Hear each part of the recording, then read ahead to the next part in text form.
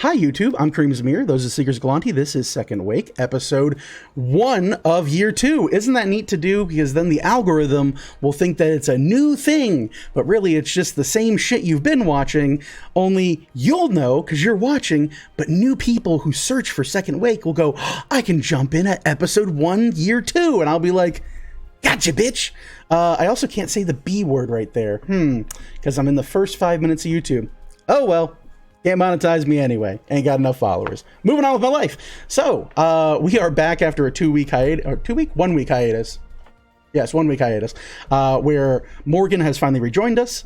She has successfully moved into her new abode, done the vacation thing, relaxed her fingies and stretched, and hopefully, we're not saying has more faith in humanity, but we're saying probably hates them just a little less because she hasn't had to deal with them in several weeks. Or at the very least, the ones you've had to deal with, the backdrop has been Disney, and I feel like I can put up a lot more poop at Disney, provided that, you know, we're at Disney. It's like I could cut this man's throat, but also Haunted Mansion has like a 5-minute wait right now, and I'd rather just go on Haunted Mansion again. So yes, welcome back to it. When we last left our heroes. Yes, heroes. There was a number of things that have gone wrong. Morgan is currently off and coming back to their own solo adventure in more ways than one that you might not understand, but will become apparent soon, TM. For someone who was there, you know, we're just gonna pull the gun. JJ, what happened last time? What happened at the end of year 1 of Second Wake? There we go. So JJ's family had invited her and all of her friends over for some dinner. Mom wanted to say hi and see everybody, and JJ wasn't really rightly sure what was going on back at home. She just knew that she had set up some sort of contract and left him be. So it was getting everybody ready to go, getting carriages ready, getting everyone set up. We had our lovely rat folk friend and our dire rat friend show up instead of Buddy and Basler. Super fun, super great. We still went ahead, and JJ also panicked, got her days wrong, and invited her friend Fee a day early to their coffee date and just said, come to dinner with my family instead, in a hasty panic. So that was real fun too. We all then hopped in the carriages and made our way over to our or JJ's family's new estate, I suppose, estate / little town situation that they've made, with the money and the contract and everything that they put together with the Dwarven Lords up north. So had some dinner, saw a lot of family that JJ's not used to seeing, having a good time, talking to folks, introducing everybody. Eventually Vasler and Buddy made their way over. All sat down at dinner. There's a knock at the door. There's some tiefling that shows on up. Says he's asking for Dad. So JJ goes and gets Dad, tells them there's someone at the door for him, and leaves him be. Before that, though, JJ did help broker a series of tavern and gaming shops with, gosh, I don't remember his name. Logan, yeah, McNally, to make a McNally's kind of shop to play Collected Conquest and eat some grub. So they had technically brokered that. I don't remember if we actually signed the contracts or not. That'll be fun to try and remember. And then hear a big crash bang boom in the back while we're all chilling after dinner. JJ checks on Dad. Doesn't answer. She says, all right, I'll leave him be to his business. After the big crash bang boom that we see off in the distance, we're all like, okay, you know what? Let's go. And everyone's like, don't you want to say bye to your dad? I'm like, no, it's okay. He's doing his business. It's fine. You know, I'm just a little worried, but he'll be okay. Everyone kind of insists that we go say goodbye to Dad. We open the door. Huh. Dad's dead. So, Dad's dead. And that's pretty much where we cut it off. I think I got most of everything. Might have forgotten a couple things. That's about the long and short of it, I think. Yeah. Yeah. Dad's dead. Dad's dead. So let's go right into that. So as mentioned, after a lovely dinner, a fantastic evening, a rekindling and unity of much of the Lightning family coming back together from various avenues and nooks and crannies of which they've kind of slowly left the homeland of their families, set up their own places, and made their own fortunes, or for some less so. It is how it is. Some members of family are more successful than others. JJ went to say goodbye to her father, was informed by her friends, the fellow Seekers of Galanti, that you can't just not say goodbye to your dad. Even her mother saying he needs to prioritize family over business. And yes, lo and behold, upon opening the door to his office, the poor individual, Mr. Lightning himself, was hunched over his desk in a small dripping pool of blood. When pulled back and revealed by Kobold Jones, there was a large, crooked and twisted looking dagger plunged through the man's heart, and he had been dead for quite some time at this point. We pick right back up from that horrible discovery within the office of Mr. Lightning. The Seekers of Galanti on the prowl. You do hear from the hallway a grumble, a gurge, and a puke from Kobold Jones as he clearly is sickened by the entire thing and vacates the premises to alleviate himself from something at dinner that didn't go sit right. And yeah, I'm just not going to roleplay this guy's character. That's what I'm going to do. That's a good way to get your character killed. Never let me play your character, okay? Good. Moving on with my life. Nobody ask any questions. If you get in the comments about it, I swear we'll find you. All right, cool. So now that's figured out. That'll never backfire. You stand in the office of Mr. Lightning, who has been recently murdered. The prime suspect and culprit is a tall, black, raven-haired individual with long, curled horns and purple skin, who had introduced himself simply as Corval. And with that, that was the last known person to be in this room with your father, who now sits in a pool of his own blood and filth. Seekers of Galanti, what would you like to do? JJ is going to collapse and gutturally scream. Oh, that's fair. The scream echoes throughout the house. You start hearing a flurry of footsteps march on in and go into the hallway. Various members of the family, including Reginald, Reggie, leading the front, going, oh, what's all the commotion up here? Who's screaming? What's going on?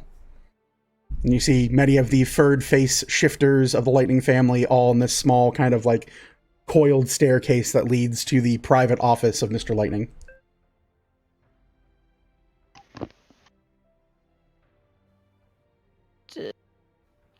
JJ's going to slam the door of the office. Door's broken off its hinges. Oh no, that's right. Kobold Jones had to say, check that door, and he kicked it open. Okay. JJ's gonna look back and act like she's gonna slam the door closed. All right, so you mime trying to close the door. I will say I know one person who is insightful enough to figure out what you're doing. You see a slender elven hand tap on the shoulders of a very short individual in there, and you see two gentlemen, two rat folk in beautiful suits, walk up and stand shoulder to about mid-calf next to each other and form a door, and then a shorter red bear kind of sits in front of the taller rat folk, and Bartholomew sits on the other side with the rats, and they kind of form a human door of sorts, or rather an elf, a demon, and two rat door. Not really, there's not a human in that door. And they kind of shoulder to shoulder, and you see Bartholomew go, nothing to see here, folks. This is Seeker business now. Go, move along or whatever. You hear a bunch of them like start howling, like, "You think you can tell me what to do in my son's house? How dare you, piece!" And he's like, "Yep, curse at me. Thank you. I will tell you, unless you can speak Sylvan, I do not care what you have to say to me. Thank you." And you start hearing Bartholomew kind of just hum a little song to himself and seems to kind of tune out the screaming and yelling in his face. You look and you can see Charles turn around and like click and give a big black clawed thumbs up as they body block the entrance to this room with the Seekers inside. JJ will kind of stumble on up to the desk.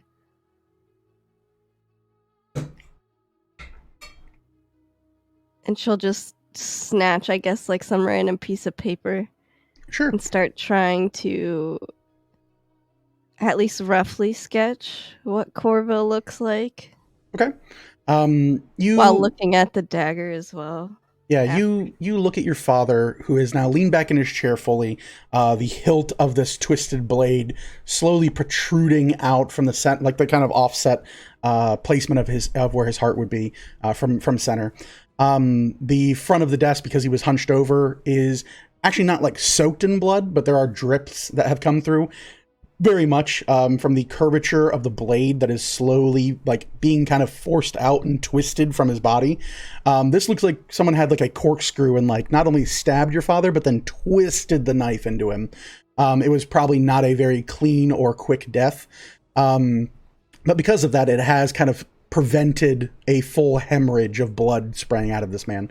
You look over the mostly clean desk, and there aren't too many documents laying about. The piece of paper you'd likely pick up would be like the back of like an invoice from them to just like a quick looking over it. Seems for like a repair ticket for one of their pieces of farming equipment. They recently got a lot of the equipment repolished and shown up for winter, and to get things ready for these larger orders that are coming in through both Ravon and to the north as well.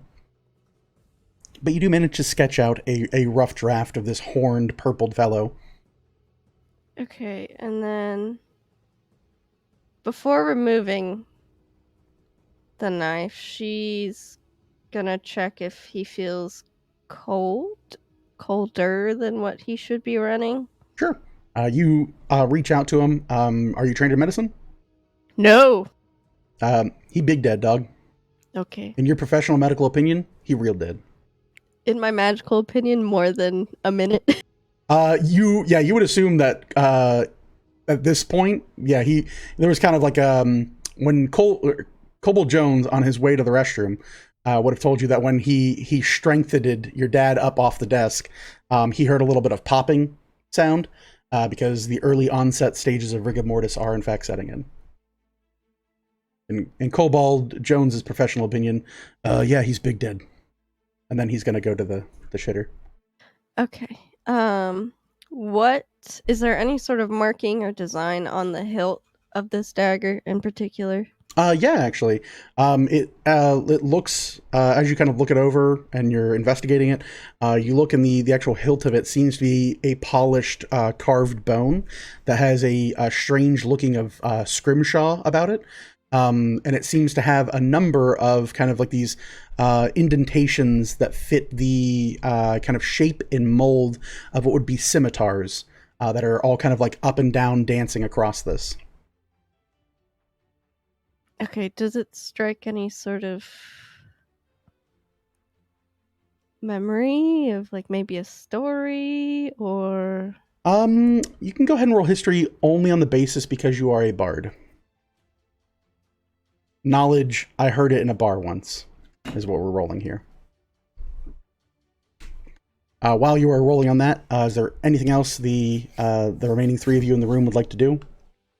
Yes, if you don't mind. Sure. What do you want to do, I'm Orville? gonna slide past our human door and start escorting folks downstairs of one by one. You unfortunately failed to do so because with Pithing Needle, you must name creature, and none of these are humans, so you do not slide by the human door. I don't know which door that might be, but this door of an elf, 2 rats, and a demon. It's humanoid. door. Oh, okay. Yes, you get right past that one. Yeah, Okay, yeah, my yeah. Well, bad. now only. Okay, Hold on. sorry. You Still named humanoid. yeah. You named Bofarignos. You didn't name Bofarignos and Rage, so I'm just gonna play my combo out. Anyway, sorry.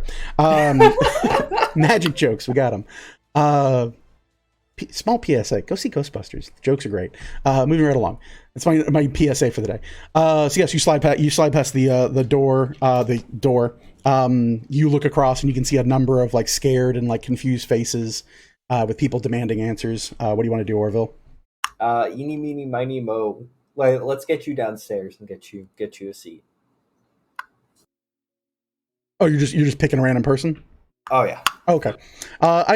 I'm gonna assume Orville has the insight to just pick JJ's mother, who is like weeping and like confused and scared at this point.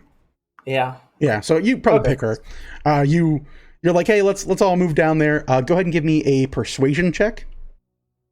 Okie dokie. And you will have advantage because you are within 15 feet of Bartholomew.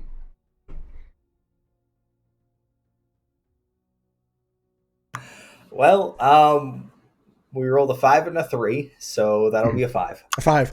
You're like, we should all go downstairs, and a bunch of them are like, fuck you, Green Man. I'm not doing nothing you say. What'd you do to my son? And it's mostly Reginald like losing his goddamn mind at this point, his weavered mind. But surprisingly, JD's mother kind of just like takes your hand, and she has this like trust in you already that you've established. You effectively have you have credit with JJ's mom.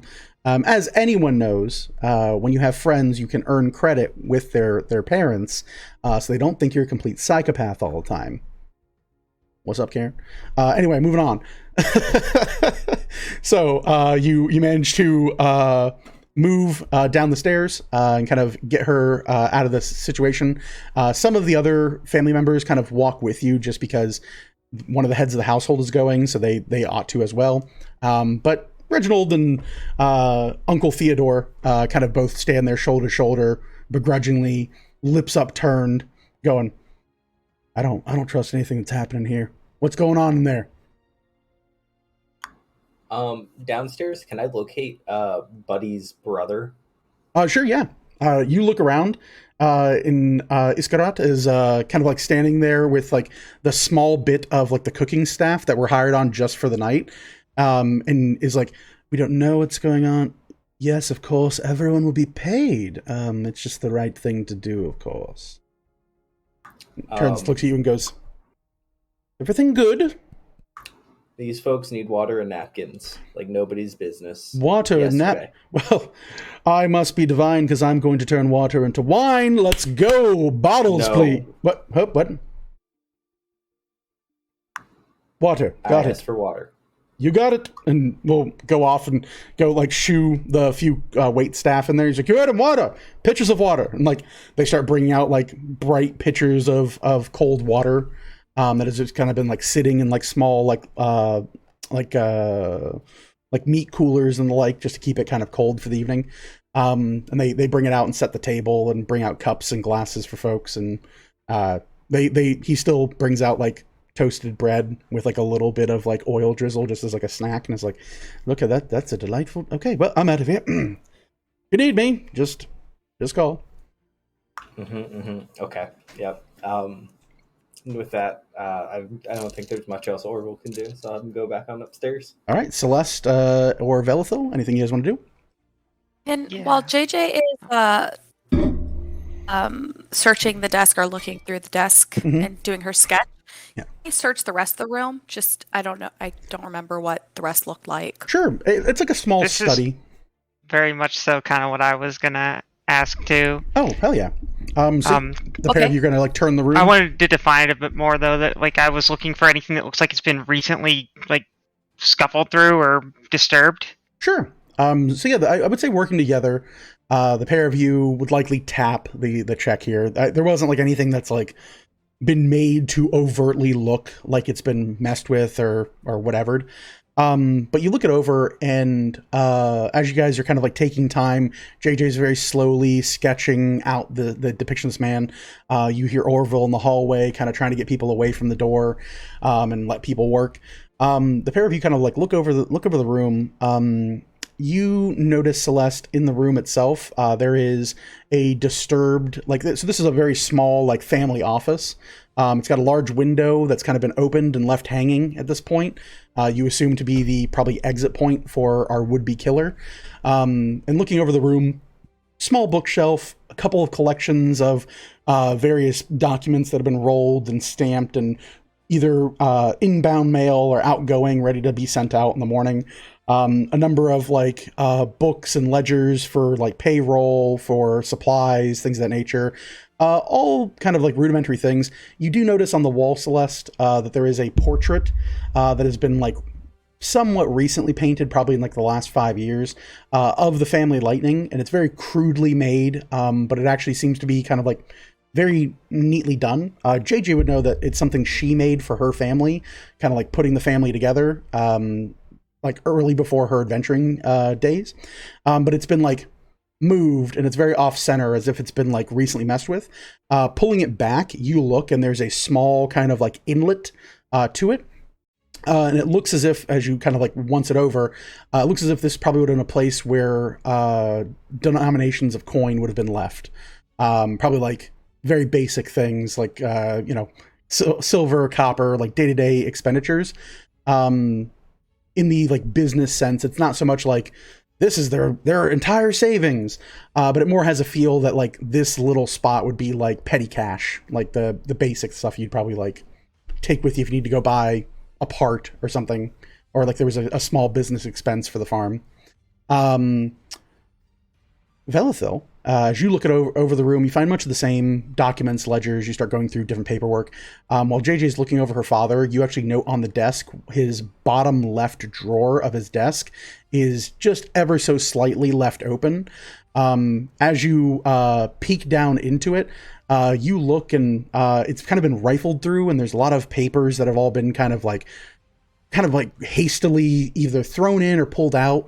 You kind of look through it, and a lot of it seems to be basic receipts and like general garbage for the most part. But then you note there are small strands of paper that are different colors. And they don't have like any type of header or traditional writing on them. It's this kind of like very flowy, like dark, heavy inked, like paperwork, and they're all in these small, like no bigger than maybe an egg-sized rolled scrolls, like finger scrolls. And as you're reading through them, most of them are threats. They're talking about like, if you're not with us, you're against us. It's for the betterment of the community. We know everything about your family. You wouldn't want to have to stress your daughter out on her journey. Just like all these like very softly veiled threats that seem to be like running through, but they're all intermingled with like just general, like, I bought a pie today and here's the ticket that says I bought a pie, and like just very basic like receipt paper type stuff. Is there any form of identifier of who they are from? You give it a once over. Go ahead and give me an investigation check, and then we'll get back to your result in a second. JJ, what do we get for your history check? 12. If it is related to someone, they're either way too new or too underground. But anyone who is actively creating a weapon or an assassin's implement or a killing tool that has kind of like a studded design or a unique signature is either one of two things: trying to send a message, or actively trying to like let people know who it is, or that, you know, it was important enough that this would happen. So it's probably like no small like thing, even though Celeste will kind of tell you, hey, looks like there were coins in here. It looks like there's like, you know, like small little bits of copper and stuff like stuck in that little nook and cranny. Even though there is like a kind of like hit and run, kill you in your own house, steal whatever money on hand and go. There's an overwhelming sense that there's probably something further here. That if your father was just killed, they probably could have killed him with a crossbow bolt. It wouldn't have been a big deal. If someone is leaving an ornate dagger, and especially like a very ornate way to kill somebody, it's probably equal measure a warning as well as an intimidation tactic at this point. And Vel, what did we get? 21. 21. You look it over. There are no unique identifiers, other than the script itself that's been written is just very beautifully done. The hand that penned this likely is very light, very soft on paper, and is using, the only thing you can really tell is that the ink that is being used is ink that is probably like a step down from spellbook ink. It's not quite there for like enchanted with like crushed dust and diamonds and the like, or gold. But there is like a fancifulness to it. Likely if you knew who wrote it, you'd be able to identify their handwriting based on this alone. Okay.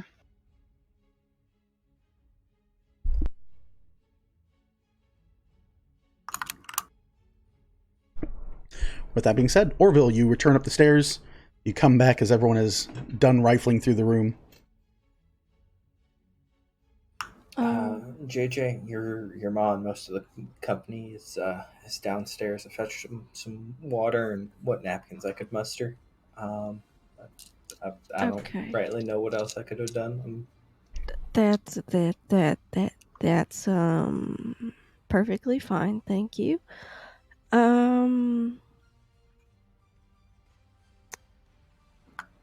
I think the best thing to do would be, there's not really like guards or anything out this way, or it's just kind of us. Could someone help move him maybe to one of the I'll help you. rooms? Or do we just lay him here on the floor? Wherever you want to move him, perhaps Orville should at least patch him up to a degree that it won't cause more of a mess. Oh, yeah, I could. Either of us could do that, I guess. Do you think maybe you want to talk to your mom first? And Jay just kind of awkwardly kind of grabbed the dagger, kind of still in like a little bit of a stunned state, and just kind of twist it back and yank it out just so she has it. Sure. You twist it and you kind of work it clockwise to kind of slowly peel it back, and it very much coils, and you hear this kind of like squelching as blood kind of drains out of the front of your father, your hand shaky and nervous. It takes probably about almost a full minute if you're not just trying to like yank that thing. But yeah, like you uncoil this thing, and it is a dagger about 4 or 5 inches, made out of this strange looking, almost like stone infused with metal bend to it. And there are these strange carvings at the blade of it that seem to be of a 4-fingered hand pointing. Okay. As you Now does kind of pull it out, all the like imprints of this like stamp have been filled with pieces of gore, and they're slowly falling out of the dagger. Okay. Does the 4-fingered hand pointing make any sense? You look it over, and kind of based off your history check before, you're not quite sure if this is like a thing for a cult or a group in the area of any sort. You do know that like just off of like living from here in Hunter's Reach, there's always the saying of be careful when you point the finger because you have others pointed back at you, is like a very common saying around here. And it seems that this is a weapon that was designed to almost play off that a little bit comedically, but more, again, to make a point rather than to like efficiently kill and hide that they were killing somebody. Okay. All right. Yeah, you know what? Let's move him to one of the rooms just so that we could have a spot. I'm a little too weak by myself if someone could help. And then I guess I'll address the family if y'all could maybe move him to the room just down the hall right there. I'm gonna go talk to my mom. I think we have to start there. I'm sorry about this, y'all. This No, what? I'm JJ, gonna reach you've up and got- just grab JJ and like hug her. okay. Thank you. And JJ's kind of just fall apart at this point. Celeste is now carrying a body. It's JJ's. Wasn't the body that I expected to be carrying, but Did y'all want me to like run in and do a medicine check on the late father and try and keep him from spilling his guts further? Yes. Sure. Yes. Okay. And JJ, Yeah. there's some concerning letters in this bottom drawer of his desk. Okay. Lots of threats. Oh. Okay. And JJ's just kind of look through a couple of them. Much of the same. A lot of like, if you're not with us, you're against us. Do what's right for your family. Think of your daughter. Think of your children. Think of your wife. And it's a lot of like, just very basic, like rudimentary threats that have been kind of like rolled and scrolled and delivered to your father. In total, you probably come to see about 3 or 4 of them. They're not like, it's not like a pile of them.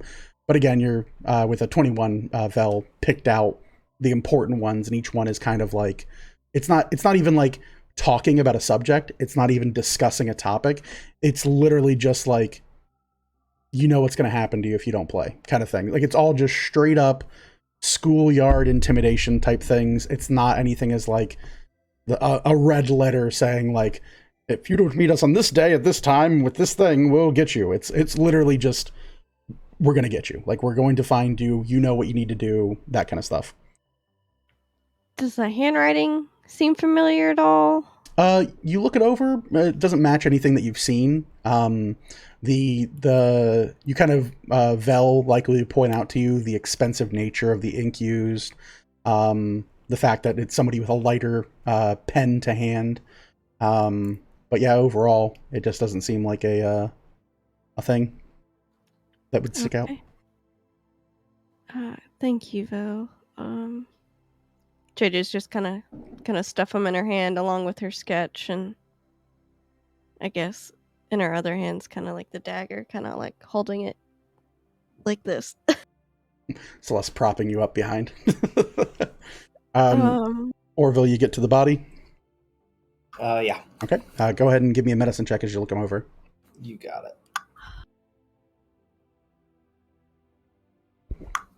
All right, that's not a bad roll. We had 24 here. 24. You look over JJ's father, and you realize something rather disgusting, I guess is a nice way to put it, off about the body. The puncture wound in the center of his chest was not how her father died. With a 24, you look over the body. It looks as if this dagger was shoved in and twisted after the body was already dead. You pull back the like tuft of hair behind his ear, right underneath the kind of like part of his head that connects with his horns, his kind of like chipped and broken horns. And you look, and there is a very, very fine scorch mark that looks as if somebody had reached out and then shot through the inside of his head with a spell.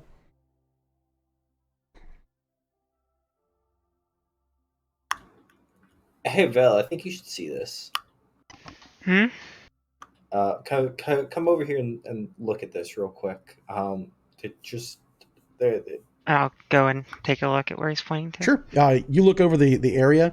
There is very little like definition. Again, a 24 is why we're even able to discern this.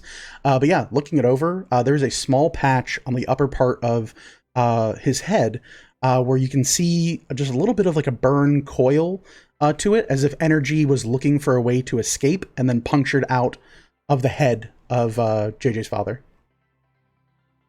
Yeah, I don't think it was the dagger that did him in. Would I be able to identify like what spell it was? You can certainly try. Go ahead and give me an Arcana check.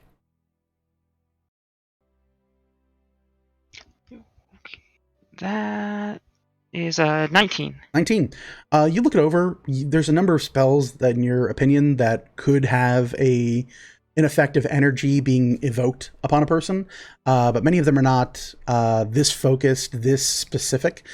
Things like Toll the Bell, things like various like fire spells that you could think of could put energy onto or into a person, but nothing with like this precision. The closest that you think would have an effect on this would be a spell that revolves around psychic damage. Specifically, the closest you would have knowledge of with a 19 would be probably the Mind Spike spell.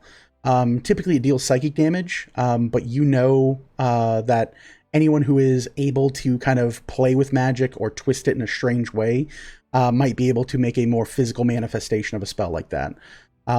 You only kind of get to this conclusion a little bit because you've seen how Morgan's magic works, and that it's a lot of like using shortcuts and kind of creating new things out of it that are more built for a very specific purpose and not general use magic.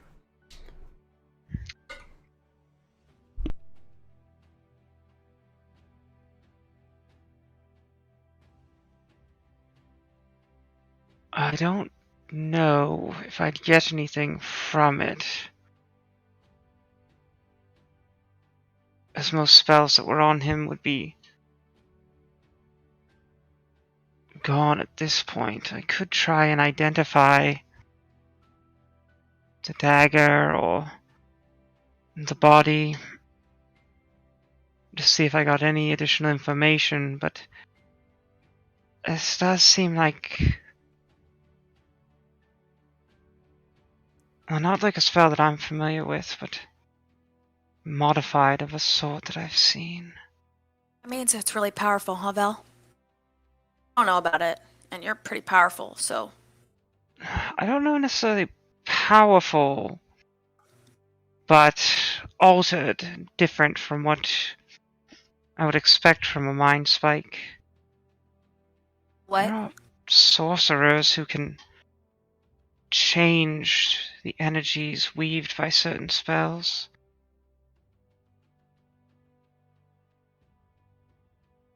Sorry, let's go back for a second. There's So- people more fucked up than you? And And like, you raise the dead. People do other really crazy stuff. Other than that, like, it gets worse than that. I don't know. you can do almost anything with magic. In fact, anything with magic.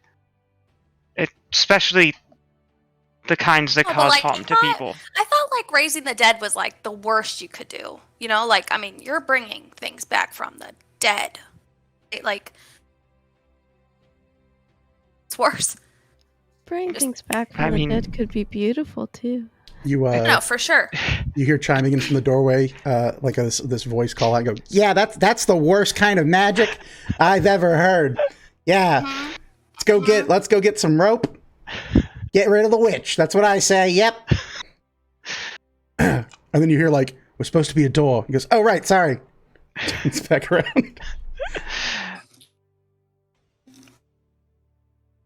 Personally, I've always found spells that alter people's memories to be a bit worse than raising the dead, but there's No, also I agree. ones that can destroy entire cities. That's really high level shit. You know what? Let's not talk about this anymore because it's. Right, I'm gonna be honest. It's so- kind of making my head hurt. So if he was done in with magic, then that dagger's got to be just a calling card at that point. That Yes. calling card.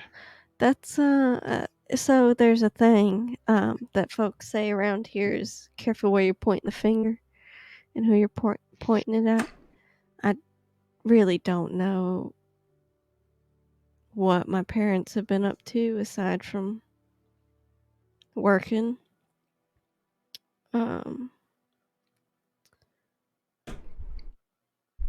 it looks like I'm gonna have to talk with everybody. I don't even know who wrote these notes. I don't. It's not familiar to me. Someone in this family might know something, though. Don't take this the wrong way, JJ, but we should start with your uncle. He seemed a little,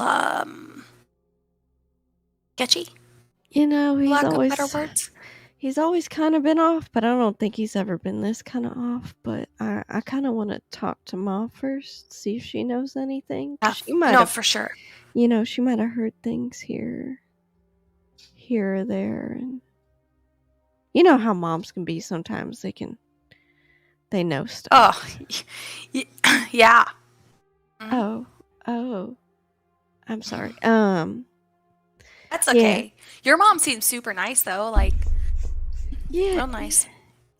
Yeah, she's very sweet. If Just y'all, I'll just. Which room did you say? Do you want me to? She's gonna kind of lean over and just point out the way. If y'all don't mind, I'm gonna. Yeah. Yeah, and JJ's kind of put the papers in front of the dagger. And go to the bottom of the stairs, stand there and holler for her mom to come over and talk to her, maybe. Once JJ steps out of the room to go to the top of the stairs to holler for her mom, I think that's when I'll move him. Okay, you grab him up. As soon as you get past your humanoid blockade, JJ, you see while kind of Reginald has kind of given up, realizing that like, hey, I can't, like, these people ain't letting me through, and getting upset and stomps down to go hang out with his daughter-in-law. You look and you see Theodore kind of staring you very coldly and like questioningly, and goes, well, what happened? What do you think happened? I don't know. I haven't seen, but I assume if all your friends, You want to take an educated guess? I'm not an educated man. Go ahead and take your guess. Your best guess.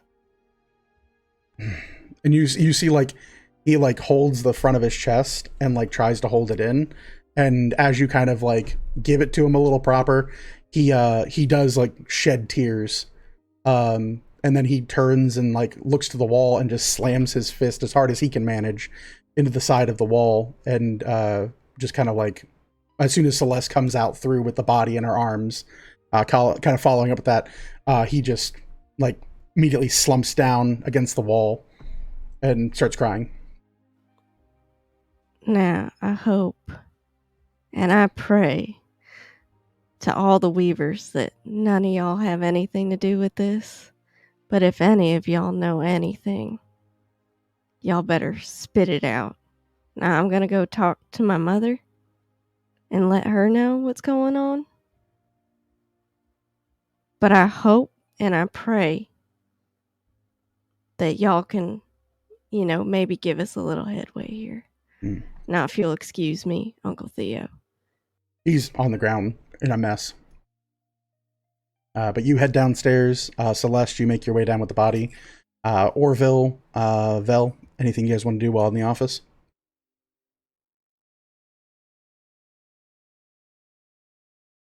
The bodyguard procession, you see the two rats and Vasler head downstairs after JJ, because they're like, that's who pays the bills in this scenario. But you do see Bartholomew stay up there with you guys. I want to go to the window and just see if there's any clue of if this person left by foot or descended, or if it just seems like they just kind of... Okay, so you're looking for like anything that would denote that they like use like tools or some of the means to get down there. How they left or Sure. which way they may have gone. Go ahead and give me an investigation check while we're waiting on that. Orville, what do we got? I would like to move to console Uncle Theo. Okay, you go up there and you like pat him on the back, and he's just like a mess. First thing I'm going to check is the fist that he hammered the wall with. You look and Because I knows about punching. yeah, he didn't damage the wall at all. But Theo is also he's also not like a big strong lad that's like known for his punching. It's more just like I'm frustrated. But there's also that kind of like, from your look at it, it's also that kind of understanding that like this is not my house, this is not my property. No matter how emotional I might be, I'm not damaging my brother's house, you know. Mm-hmm.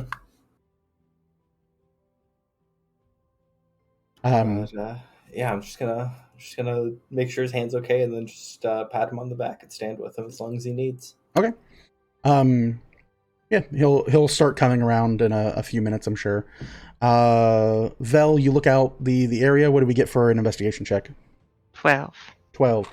With the 12, not really. You notice some scratching around the kind of like frame of the window, but you can't tell well enough if that's new or old. And it's not like big claw marks like a gargoyle was here.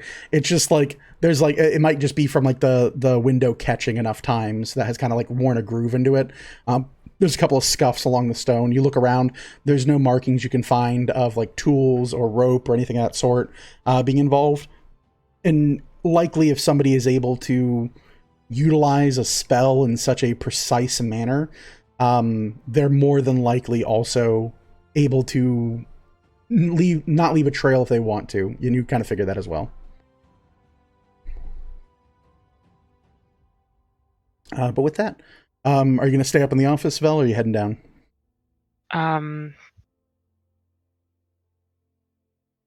Yeah, I'll head down. Okay, you head down. As soon as Celeste, like JJ, get down there and like, I need to speak with my mom. The moment Celeste is behind you with the body, people just erupt into crying and screaming and yelling, and it's a full-blown like everyone starts going absolute kind of like nutters, as there's a lot of like gasps and like say it isn't so, and a lot of like what are we going to do now kind of things. You see Fiona kind of like standing next to your mother, kind of like like shoulders back, like defensive, and is now holding the axe that she had asked for previously, and kind of just like looking around at everyone, and she like looks to you, gives you a nod, and gives you that look of like any single person here that you think needs to go, they're gone. But she is mournful in a way, but you know she's not very good with emotions as it is. The rest of your family is just absolutely broken. Your mother crumples in on herself and just starts weeping, like probably almost like I would almost want you guys to make wisdom saving throws for how much of a wail this is, but it's quite all right. Celeste, you managed to get into a room. A few of the younger members of the family do kind of like get close and like look him over and like kind of like gasp in horror. Some of them faint. You look over and like a few of them try to like reach out and like touch just like his like limp arm, just to kind of like almost rationalize that it's real. And then you manage to kind of put him by himself in a room and lay him down on like a sitting couch in one of the other rooms. JJ, you're left there with your family. Many of them had heard you on the stairs, but anything you'd like to do at this point? Your mother is gone at this point. JJ will kind of move to comfort her mother for a moment and kind of just move her over to a chair in the dining room area. So I guess that she could just go ahead and address everybody. Sure. Your mother like takes a little bit of goading, but finally gets up and she's like, "I'm so sorry, and I didn't know. It's not your fault. It's not your fault. I'm sorry that this had to happen." And she goes and sits in the dining room. The rest of the family kind of like all looks to you and kind of like curiously waits. Reginald looks to you and goes, "Now What happened there? Who did that to my boy? You know something, JJ? I'm gonna assume it was the fella that came to meet him tonight. Fella came to me. What fella? And JJ's just kind of gonna slide her sketch onto the table. Uh, you see Reggie immediately snatch up the sketch and look it over. Goes, this man that done did it. Yes, but I need that back. Oh, you gonna get this back. He's got horns, a goatee, and a piece of shit-like face. And he slams it down. He points at 3 of the cousins and goes, each of you go get something. We're going looking right now. Get That's your not sticks. how this works. This is exactly Grandpa. how this works. I'm gonna snatch This him ain't up. how it works. Can't have gotten far. We beat him up. This ain't no random hit. Oh, Papa. well, that's fine. We'll answer with randomness and vengeance. That ain't how it works. I'll beat up every person with horns that ain't Are match you my prepared horns. to fight a powerful mage? Yeah. And you see like one of the cousins be like, Grandpa, you can't fight a mage. He's like, I can fight whoever I damn well please. And You who I used can't fight. magic to do this. Well, then one of you needs to come with us. You go with the magics. He used magic, but he also decided to send us a little message. Now, I don't know what's been going on while I'm not home, because y'all's business is y'all's business, and I, wasn't really sure what I would be returning home to, but should just kind of stick the knife in the table. A bunch of people like gasp and recoil from it. Many of like the younger kids are like kind of like shocked by it as you kind of like stab it in the table a little bit. Your grandfather looks it over and goes, what's this? Found this right in his chest. Bastard stabbed him.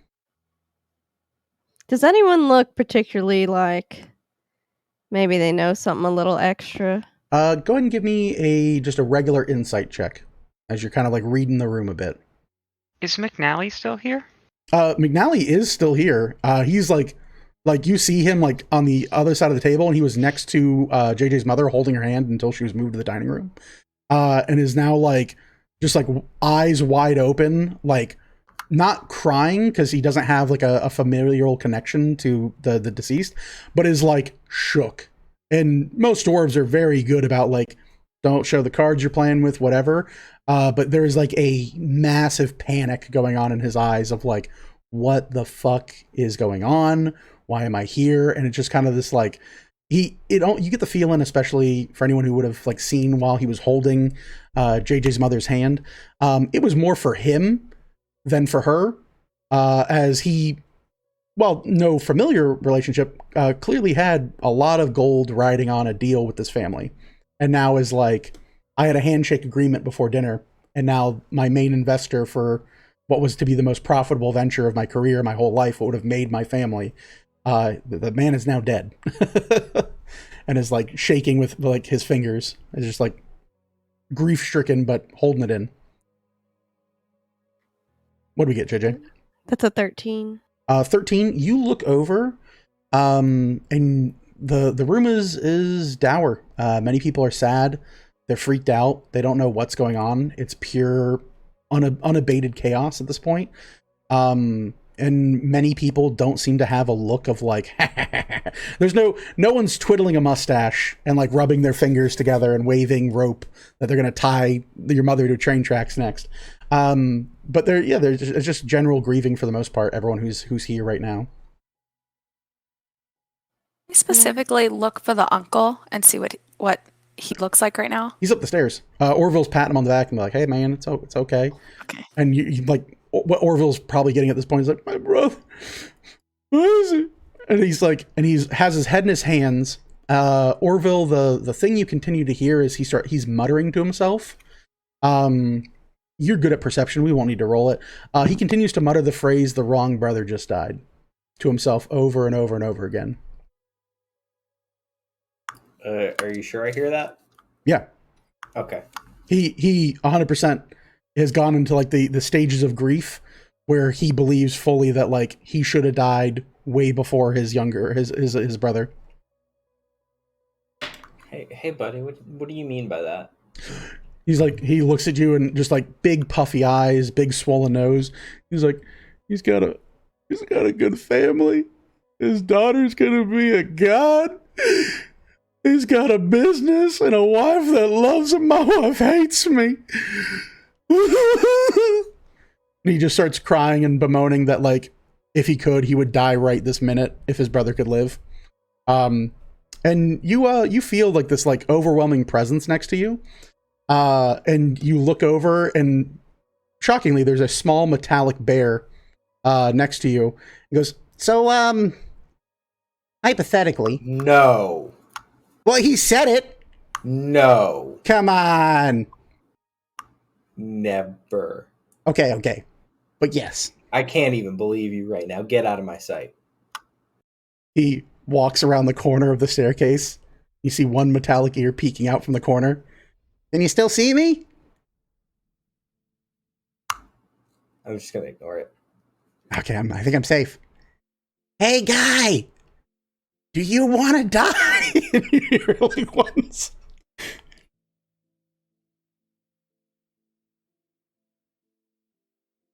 DM, general perception, how smooth is the backside of that bear with relation to surfing down the stairs? Just general question here. You could probably do that easy. You actually have you have an attack that moves people, don't you? Yeah, you can probably do that. Yeah. You're a bludgeoner. Yeah, hell yeah. You're just gonna go around the corner and pootie tang him? Knock him 5 feet back onto the banister and grind all the way down the stairs. Oh yeah, 100%. Full Tony Hawk. Yeah, sure. I'm down with that. You walk over and you say, "No, we're not doing that. We are okay. not." I was like, "We're doing Thinking it. Let's about go." it. Yeah. Thinking about it. Every so often though, you will hear the face kind of like come out and like peek around the corner, and you see that one glowing eye, and it's like, "Think about it." Soon. Yeah. Hypothetically, we're not letting that happen. Goes back. Back down in the parlor. What do y'all want to do? Y'all know anything about anything of this? About, if anyone's been talking any sort of, excuse my whatever, anyone been talking shit on anybody, or any sort of, folks that are pressing y'all for some sort of support? You ask around. A lot of people deal? Seem confused. Many of them just arrived for this evening.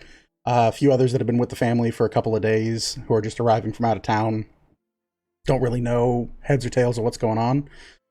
As you ask the question, nobody really seems to have an answer, except for Reginald, who kind of like looks at you and is like still angry and shaking his bald fists. He goes, "We ain't got no answers. We ain't got no one to stand for this. We ain't got no trial for this. Justice is what needs to happen.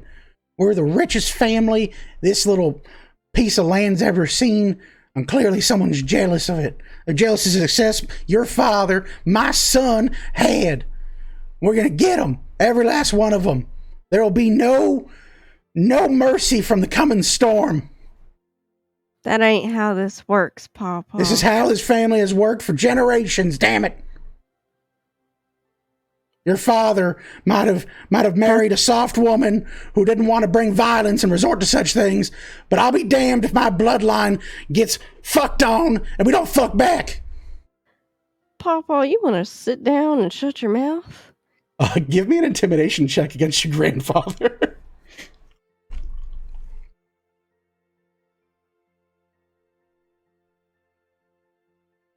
Nope, intimidation doesn't work. You're good. I was trying to think of relevant skills, but 15. 15. You say that and you kind of like shoot this like cold, steely-eyed glare into your grandfather, in his day, he was a person who went around and as a shifter beat the shit out of other people to get his way. He was a very young man. He was tall. He was strong. He had a body of an Adonis. And now he's kind of in his Danny DeVito years, which means he's just absolutely sexy. But, you know, he's rotund. He's not punching anyone anymore. And as you kind of like stare at him and tell him to shut the hell up and get out of the way, he kind of just looks at you and he goes, all right. No, that's the look I'm looking for. You're playing your cards real close to your chest. I trust you. All right. He goes and like slowly walks away and sits across the table from where you're standing and just looks to you and like before you kind of had like this like I'm talking but most people are paying attention to me but Grandpa is not at all like registering anything I'm saying. He's still going to go out and like beat people up and go get a goon squad and do whatever the hell he's going to want. And now it actually feels like you've kind of like gotten his attention and now he's waiting on like every word. Now, I don't know what's going on, who did this except for Corville, or who sent Corville, or if Corville was acting on some, you know, sort of mission from someone else. You know, who knows? But I grew up with most of the folks in this little fellowship, this little group that y'all have nicely made, and I don't think any of them would be quite like this now. Things might have changed, and I'm gonna do my best to get to the bottom of this.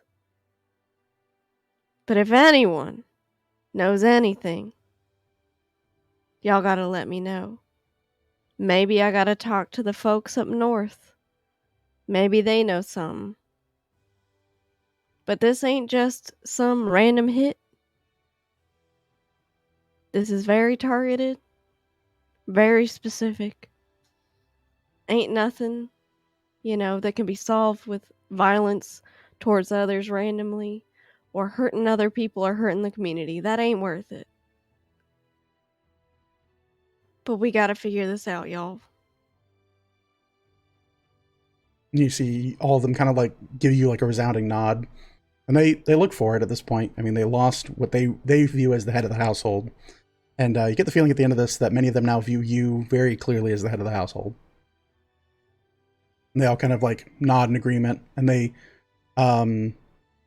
slowly feel the idea of like things are going to be okay, provided that you're on top of it. And your friends, of course.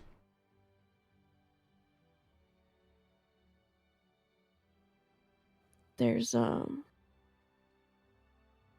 be some things that Ma and I need to talk about in the state of business, and hopefully we can still work some stuff out with you, Mr. McNally. I'm very sorry about this. I don't think anyone here foresaw it. Don't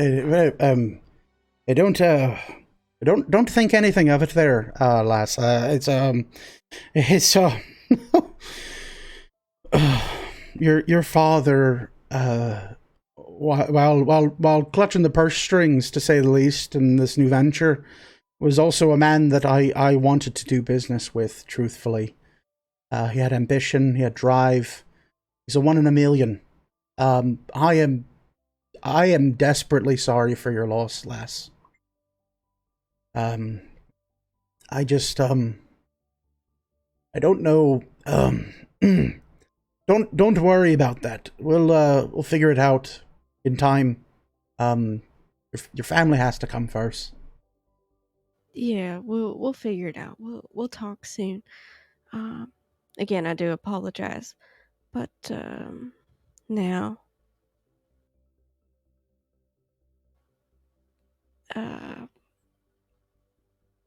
if there's anything anyone would like to say in particular,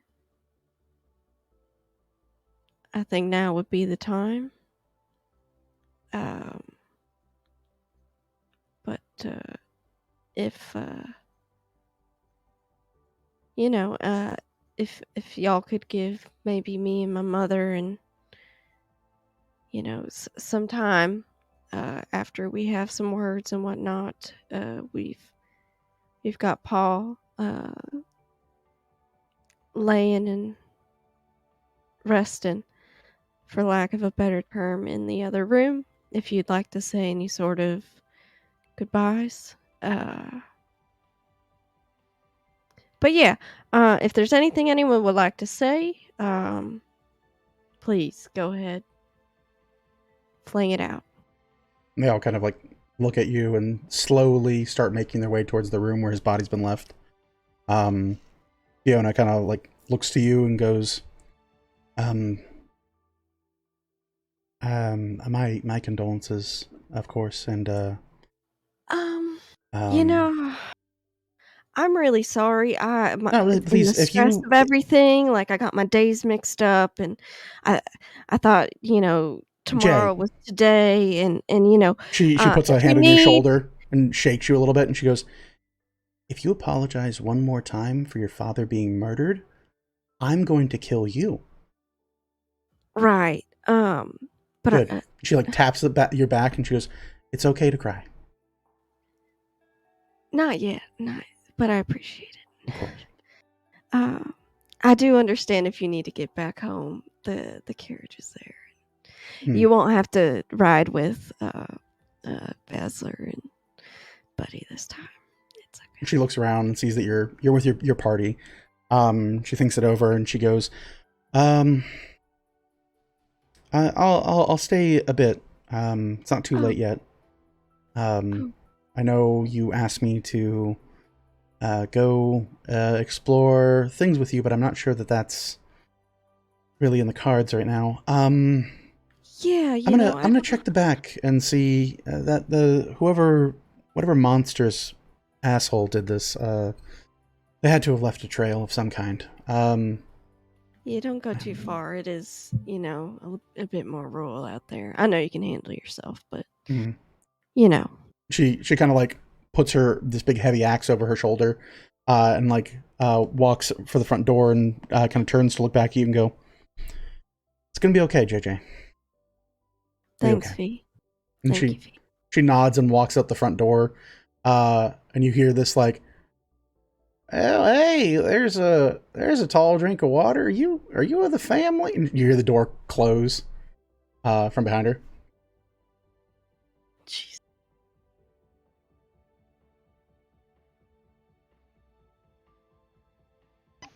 JJ will go and stand in the room and hold her ma's hand and just try and comfort as much as she can. But she's gonna grab up the sketch and the knife Mhm. and the notes, Mhm. and keep them with her. All right. You see Reginald pop up off the table as you walk away, gives you a nod, and then walks to the room where his son's body is. Orville, what do you want to do? Oh, I got nothing at this point. Okay. I'm kind of just on standby. Theodore starts to kind of like catch his breath slowly and calmly, kind of returns to normal and looks to you and goes, "Thank you so much for staying with me, fella. I truly don't deserve it. I'm gonna go see my brother, I guess. It's the thing to do. Do I pay you, or what kind of? Are you like a bodyguard or a? Goodness, no. I'm in league with. What would that be? Your niece, JJ. Right. Okay. Yeah. Well, you're a good kid. And he goes and Thank like you. sits back up and like pulls himself together a little bit, and then kind of like looks past you into the office and kind of has this like long 1,000-yard stare, and then kind of shivers and like starts heading downstairs to go kind of like review the body with the rest of the family. Can I get a read on the dude at all? Does he seem?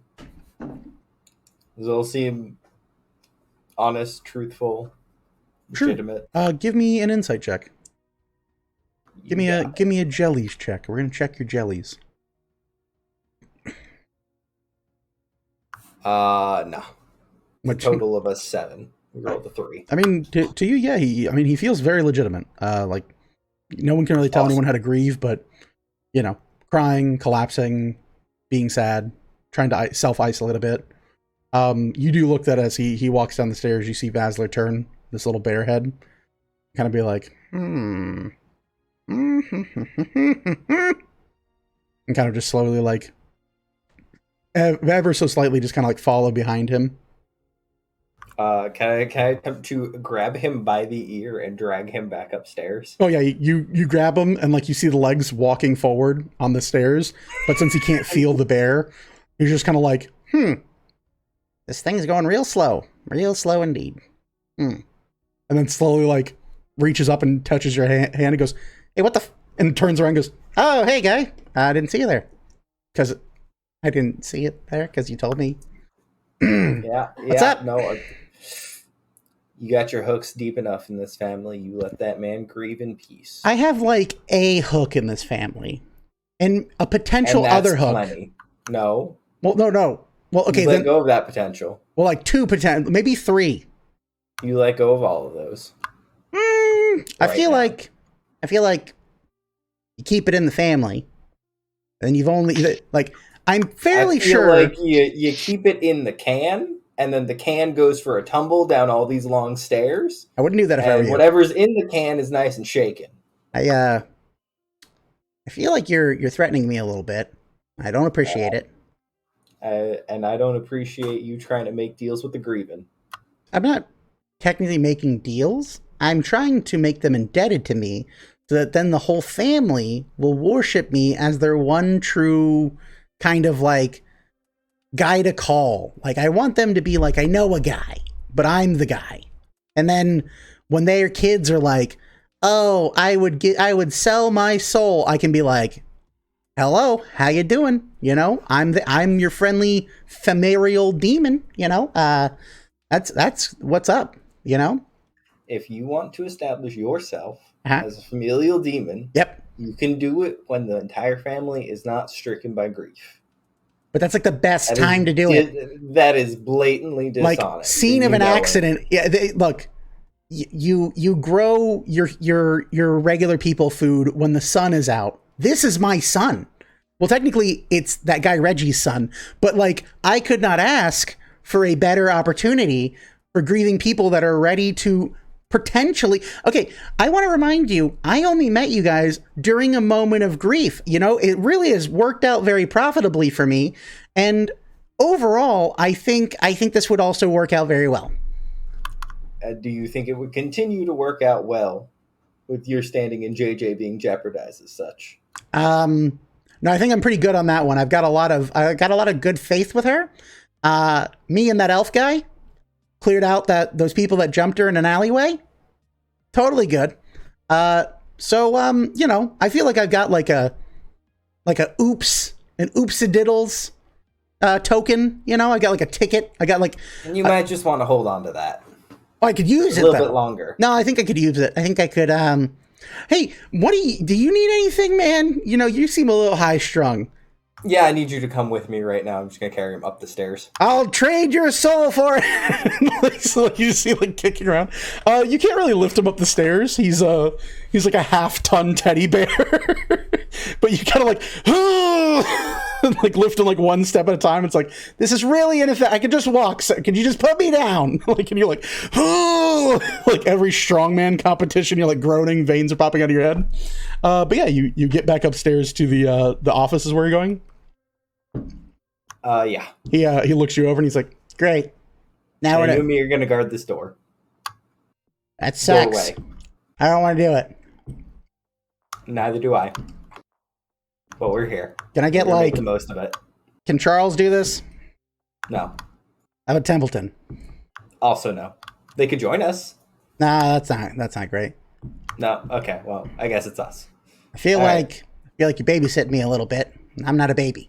Well, I could sit on you if you like. Would that be better or worse? Can't tell. Can I attempt to hop up and sit on top of the teddy, You right on his head? you go for it. You Yeah. land ass on top of his head, and Yeah. it is still made out of tungsten and steel. So yeah, you feel your tailbone kind of pop into place a little bit as it is magically enhanced metal. You're like, and you do manage to like poise, and there doesn't seem to be any discomfort because it's a literal like golem of sorts. And it kind of like tilts and goes, yeah, no, I'm bored, and just starts walking forward towards the staircase. I gotta hop off and try and stop him. Yeah, you can certainly try to stop, but it's literally going to be a 500-pound teddy bear walking downstairs as you're like, no, stop, please. Just eventually, you guys will find yourself at the bottom of the stairs with you like pulling at the teddy bear. So JJ, sure. you'll go into speak with your mother. The rest of the group, what do you guys want to be doing? Vel and Celeste.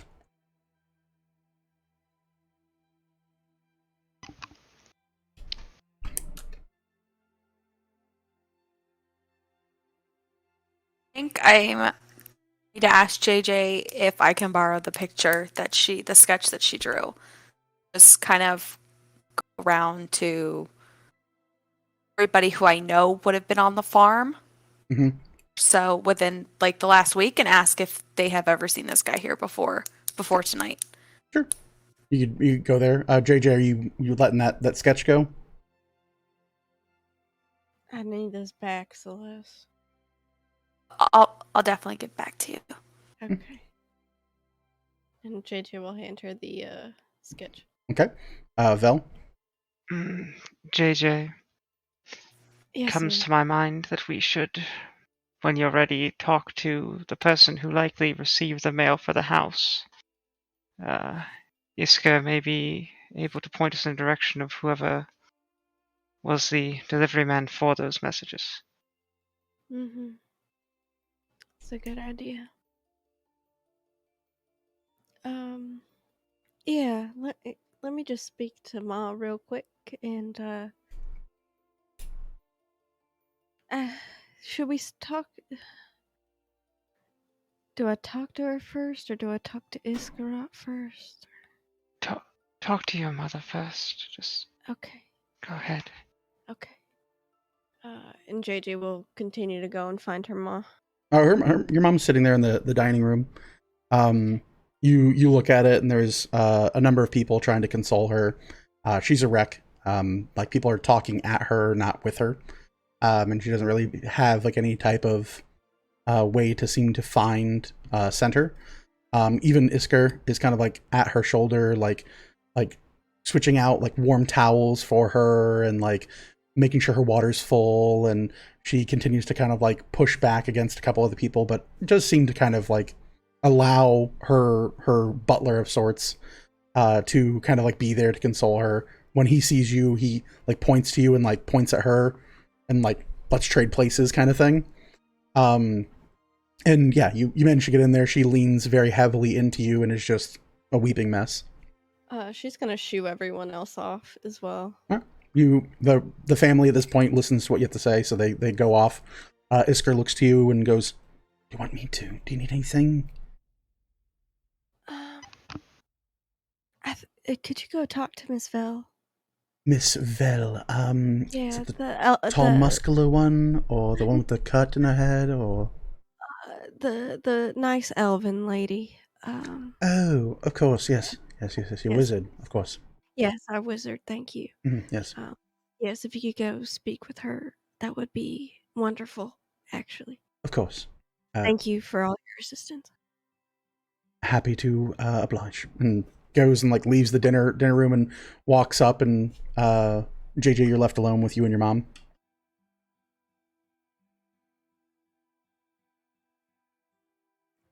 I'm sorry, Mom.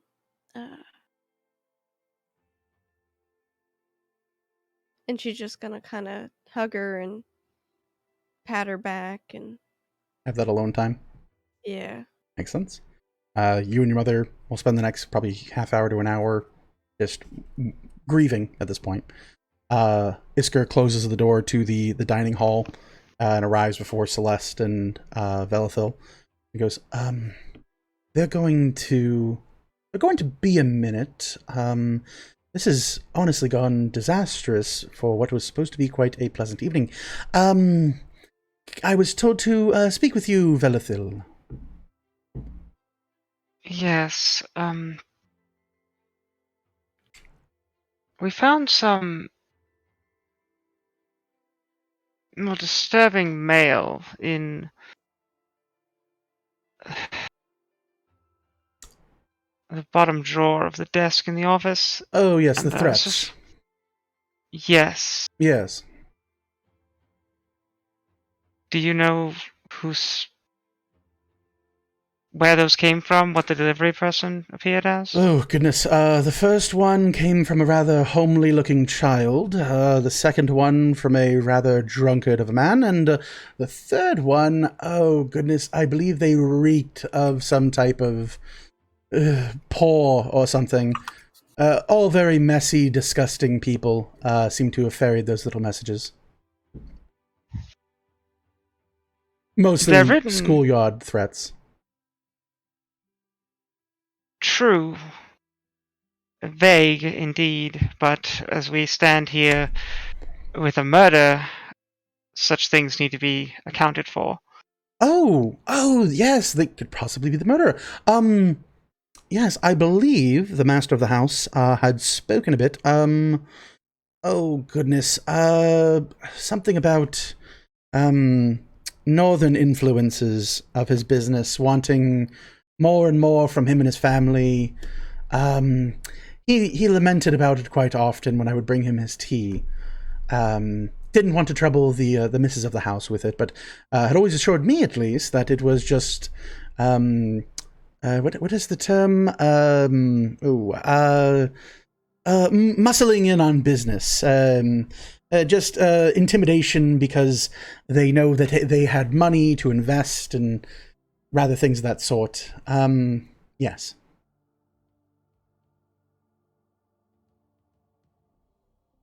You know who any of those individuals were, these northern influences? I never got a name, in truth. However, what was the... Oh, goodness. I believed the Crossed Scimitar is the name of the goons that would often come by and muddle things about here.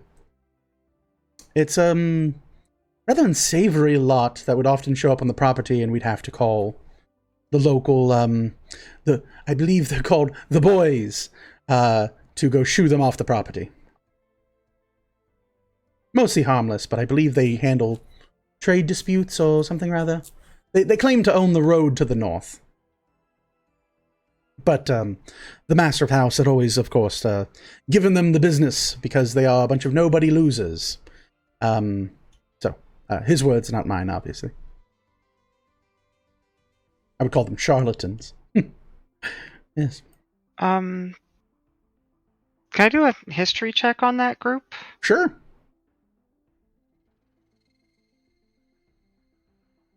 Okay, that is a 22. 22. You think it over, and you recall a very, very long time ago, probably right about when, like, Morgan and Orville finally, like, committed and were part of the Seekers of Galanti. You remember on your very first, like, real outing for a delivery you had to go to Grim Village for back in the day and go through the Hunter's Reach. You all remember encountering a group of tiefling individuals that were would-be highwaymen. The leader of such was a purple-skinned woman who wore a necklace medallion of a crossed scimitar. And after coming to terms with that, the highwayman life was likely not going to pan out for them or in the cards, and you all kind of left amicably, both they're able to kill members of your party and you able to kill members of their association. You came to amicable terms and assumed that would be the last of it. That is the memory you have back here, is that this group of effectively early on bandits had used that as a moniker back in the day. And they're still testing out the waters about it.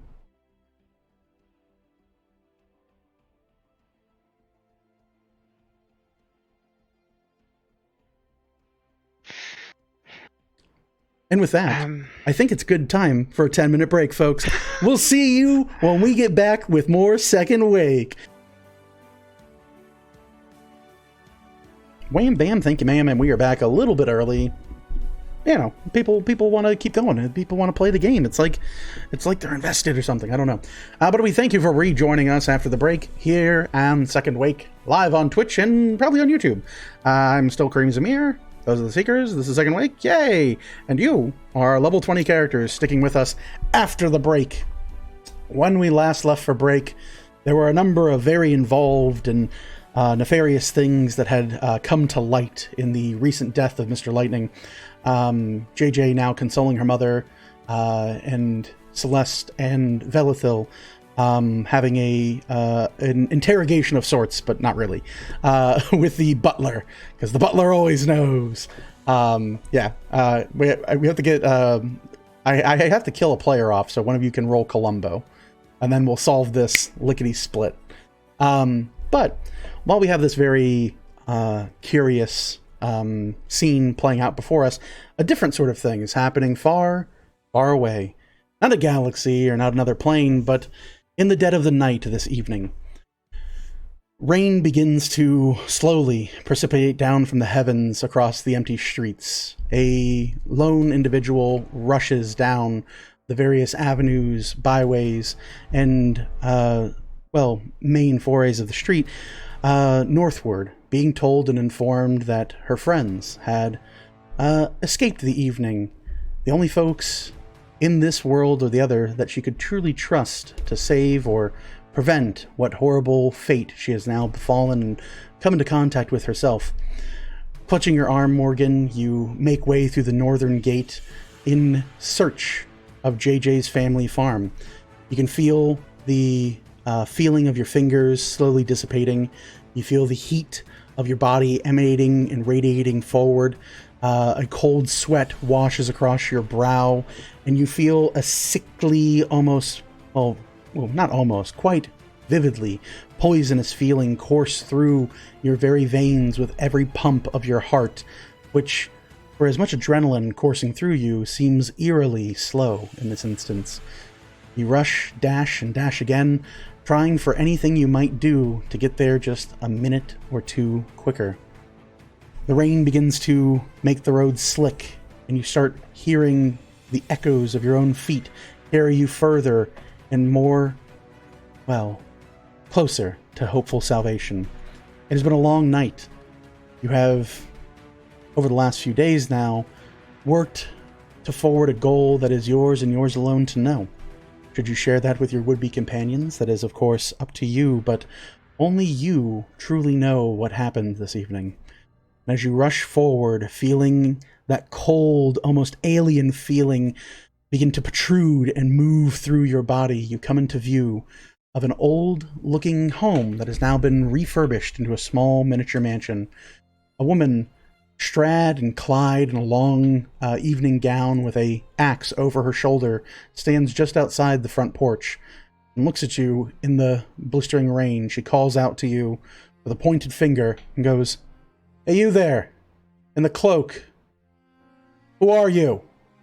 Come forward into the light." What do you do, Morgan? I'll move forward as much as I can. You move forward. The small kind of fading embers of the front porch lights still kind of creating a dim view in this. This human woman squints and looks out in your direction, big heavy axe over her shoulder, and looks to you and goes, "What's your business here?" Please, I need to see JJ. JJ? Orville, or Celeste. You see their eyes narrow at you. You go, "They're grieving. Who are you?" I'm their friend. I don't think they're in the mood to see friends this evening. My name is Morgan. Please tell them I'm here. They'll know. She kind of looks to you and doesn't take her eyes off, but shouts near Cletus. Yeah. Call for any of the Seekers. All right. Seekers! Seekers! Seekers! And you all hear this, Vel, Celeste, as you are kind of like having a conversation with the butler. You start hearing this like, woo! On a cold time, call them seekers, yes I am. And he starts just going into a jamboree. You're not quite sure why, but you start hearing this hooting sound. Who would like to go outside and see what Cletus is going on about? Yeah, I'll go. All right. I'm already downstairs. Yeah, Orville, Celeste, Vel, you all rush out from the front door. You look, Cletus is outside the door with a big old moonshine jug going, just getting into it. And it's probably at this point like 9, 10 at night. Does not care, has no concept of time. It's very far gone from him. You look out and you see Fiona holding a large axe over her shoulder with a hand outstretched, and is currently staring down this kind of like cloaked figure who in the light you can see like various shades of Morgan's signature look.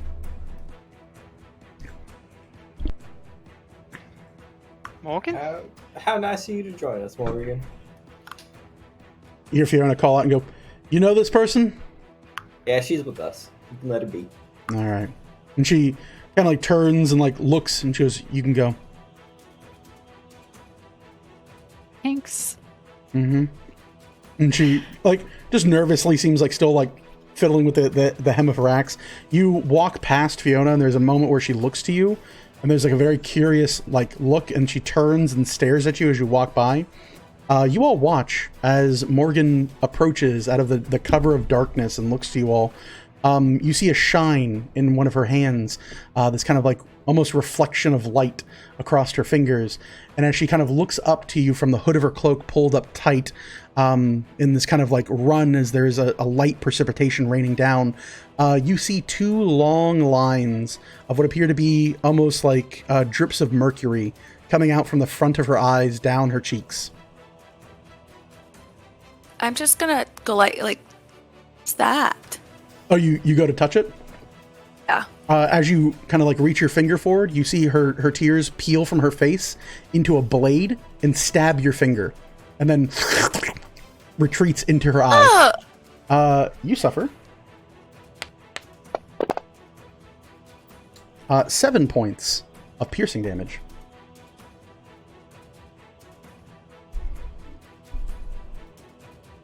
What? It's that. I'm not quite sure, but I don't feel very well. I don't feel very well. You just... Tears just stabbed me. Not even you. Tears. Yeah, I don't really have control over that. What That just- happened? Yeah. I touched something.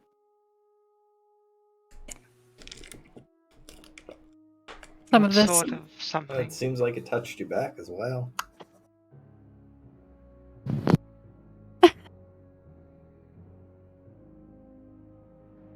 I touched this metal and I don't know.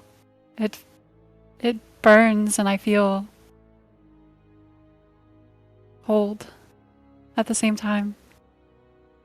And you all look and you can see across her skin, there's like almost like she's gained a tan of sorts. Like the heat is like, and blood is rushing to the surface of her skin. But she is like sweating profusely, and you can kind of tell that there is sweat and almost like that, because the rain would be cold this late into like the onsets of winter. There's like little bits of steam radiating off of Morgan.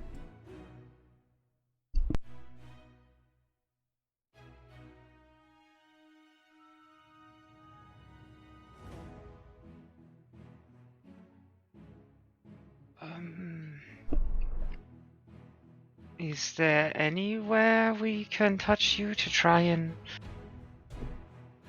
remove this? Or is your whole body?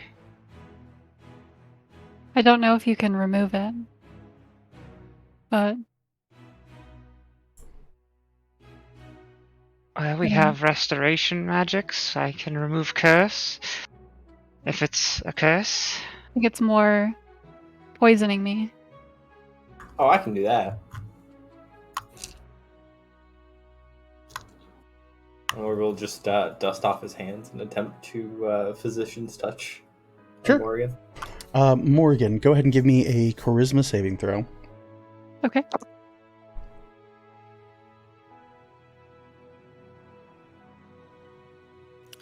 You get a +2 to that saving throw. That is true. You're in a paladin's aura.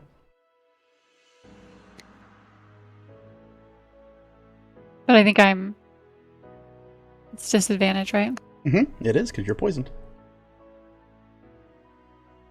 Actually, I think it's just ability checks and might be saving throws too. Let me double check.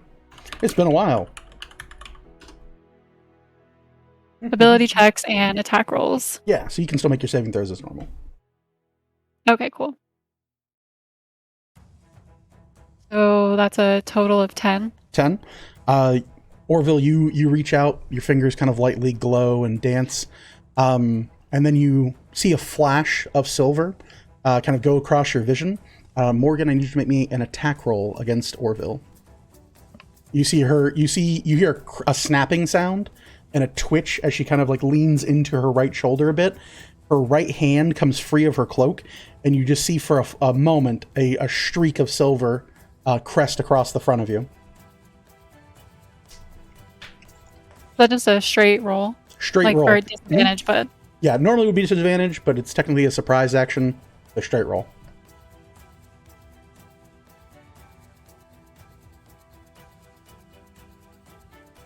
it's a 19. 19, does that hit Orville? Oh, indeed it does. All right. Morgan, please roll 3d6 plus your sneak attack.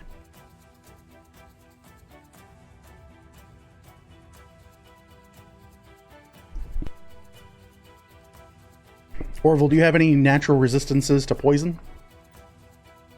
I do not believe so. I will need you to make me a save versus poison. And do I have a plus on that from being in Celeste's Aura? +2. +2. And then it's a con save? It is a constitution saving throw. You got it. The 17. 17 total? Okay. And that's with your dexterity added? That was 3d6 plus my sneak attack. Okay. So then what your dex is, I have it up here. +4, right? Mm-hmm. All right. So 21. So 21 total points of magical slashing damage, Orville. Applied. Okay. And then what do we get for our constitution saving throw? 23. 23.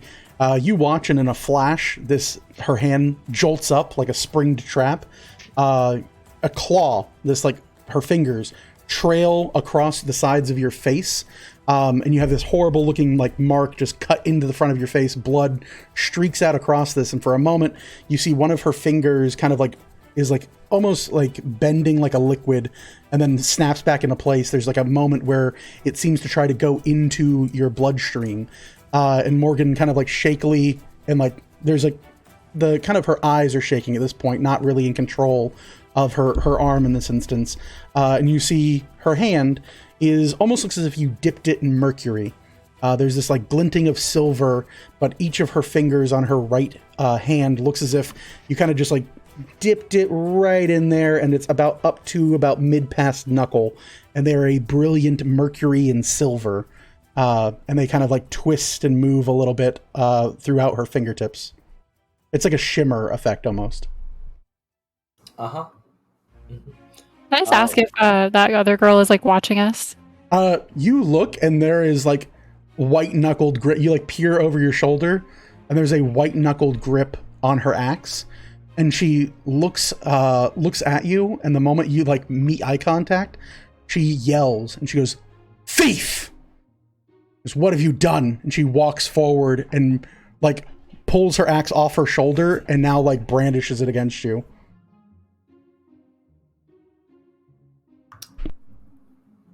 Oh, I wouldn't threaten whatever's going on here, lady. Oh, I'll threaten as I damn well please, Orville. Oh, they don't seem to take kindly to that, and it ain't her that's controlling it. I'm quite aware. She looks to you. You know what this is? She looks to Morgan. She goes, "Had a visit to the Forge in Grama, didn't you?" No. Hmm. Go ahead and give me a just general deception, just regular deception. Your poison, so you do have disadvantage on it. A 12. A 12. She narrows her eyes at you. And she goes, "Don't be cute with me, woman. Who are you? I am Fiona of the House Grommaton." So you know about this? Oh, I'm quite aware of that. That How do we fix thing. her? Sure. I'll fix her permanently. And she takes a step forward and gestures with her axe like she's going to behead Morgan. A moment. It's not Morgan, how- what happened? I won't talk about it in front of her. Well, that's unfortunate I that you won't mean, have it any seems like words she to end knows. on. And you see her gripping her axe, her muscles kind of bulge a little bit. She's still in a nice evening dinner gown, but is furiously angry, as a barbarian ought to be. Makes sense. I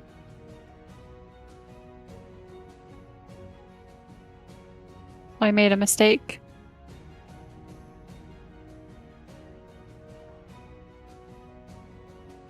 And you see this, and as she's I've made a mistake, you start seeing heavy breath come out of her, and her chest is pumping up and down, she's under duress. Okay, so you didn't do it on purpose. That's okay. We can fix it. What is it? Yes, please tell us that you didn't do this on purpose. Getting past standing guard and opening a locked cabinet. Curiosity got the cat. Okay, that's okay. That happens. That happens too. JJ, did you walk out here as well? Not yet. No. But it would be about 5 minutes before she would walk out. Okay. If she hadn't heard anything else. She'll look. You see Fiona look across the rest of you, and she goes, "Who else was involved in this? Was this all a setup to lure me away so you could rob us?" Us? No. What? I don't even know who you are. First of all, that's number one. Not to be Mhm. rude. I just don't know you. That's number one. Number two. Is this? That thing is the result of tireless amounts of work. Our house nearly died retrieving that material.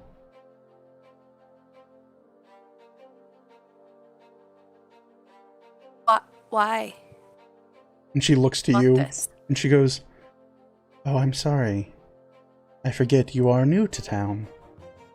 The House Grama had recently won a rather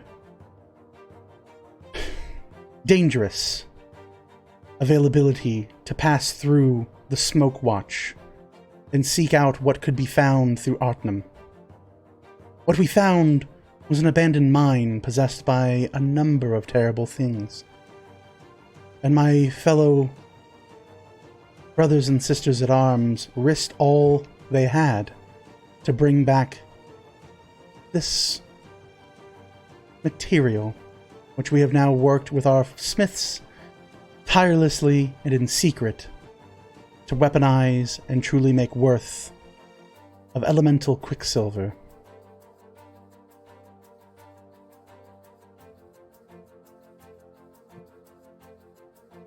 And your friend has now stolen that work. She said she did it on accident. She didn't mean to. Yes, please tell us how it was an accident. We definitely didn't left it she- out on the street. She Must takes a have step tripped and forward. fallen into the locked cabinet. That happens. You tripped. Is her current condition how it is supposed to function, or is this a result of whatever she did? I'm under no obligation to answer questions of you, Gulantes. That's fair right now. We fix it. Sure. Take it out of her and just give it back to you. Kill her. Okay. That's not an option though. That is so an option. Get out of the Another way way if to you don't get- have the strength for it. I'll do it. It's not about having the strength. You should practice a little restraining of yourself I before haven't you swung yet, have step I? to her. You're being very aggressive, and it's not very nice because she hasn't done anything to you yet. She's robbed So- my family. Intentionally, she didn't know. Mm-hmm. Okay, look. Just get it out of her and then give it back to you, and then do that. You fix her. Celeste, we can hardly even touch her. How are we going to get it out of her right now? We need a better Don't know. That's what I'm understanding of asking. this. But And she that's going to understands require it's her house families. drama. Families. She'll fix it, right? You could do that. Oh, sure, I'll fix her. Please put her forward. No, I'm okay. I'll wave my magic wand. It's right here. She baseball swings her axe forward in front of her. It'll be swift and she'll feel nothing, I assure you. I may be wounded, but I can still beat the living shit out of thieves. Wounded? When did you? What's happening here? For base insight, you know, like, while you don't know who Fiona is, you know her to be another Weaver's Chosen. She's just of the house Grama, and she resides in Gramaton. You don't know why she would be injured, but base insight again is like, I know that we came back from a mission where someone fucking died, and Kobold Jones and I had to come back in. It stands to reason that she doesn't go on missions that aren't inherently dangerous.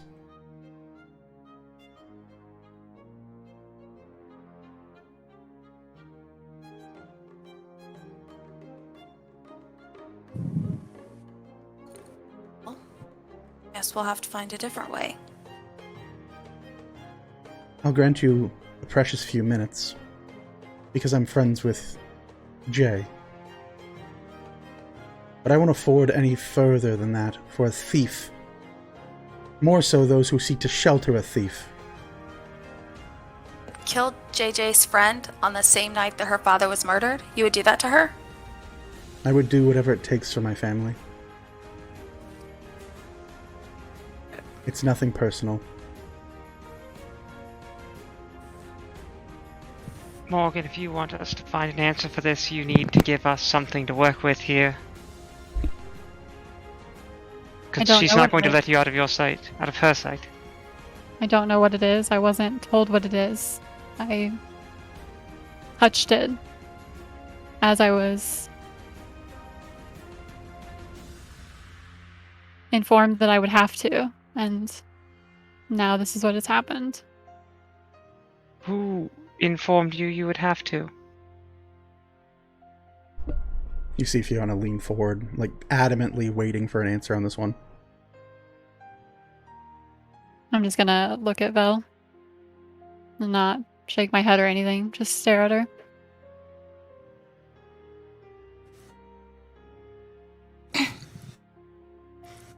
Eh?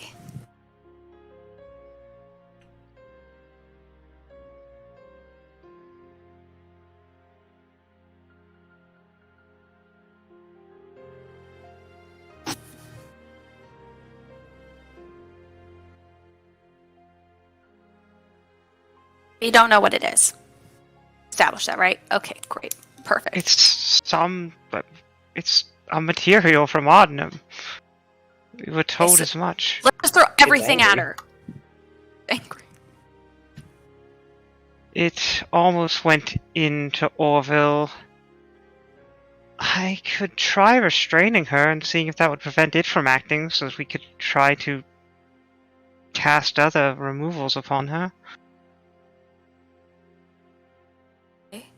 Okay.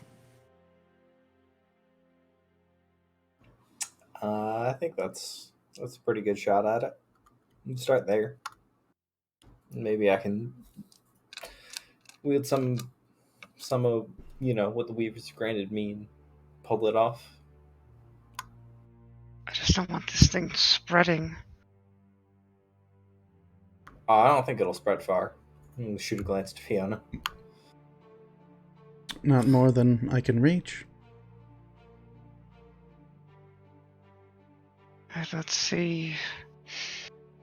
Are you okay with this, Morgan? Yes. Alright, I'm going to cast Hold Person. All right. Morgan, go ahead and give me a, was it wisdom saving throw? Wisdom, yeah.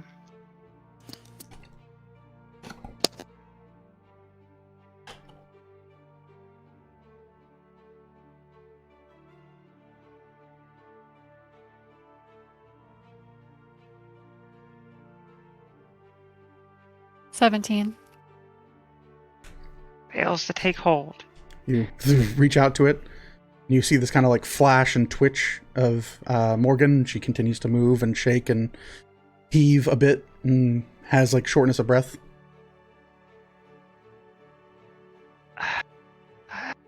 You are strong of mind and spirit, and we don't need that right now, Morgan. Let's try again. And another one. You'll cast again. Go ahead and roll wisdom. Fiona takes another step forward towards Morgan. 14. That's a failure. You see Morgan lock up, and become held and unable to move, and shakes, and you see her breathing kind of plummet and kind of go down. You see something kind of twist and move about her, and you see a lot of the kind of like silvery, kind of metallic material retreat inside of her body. Only her right hand has like any full symbol of whatever this thing is. With that, I think I'm gonna have Orville dive in and try and heal things up again. Sure. So you walk up to her and attempt to put hands on her? Yep. Okay. I need you to make me a dexterity saving throw. You got it. Morgan?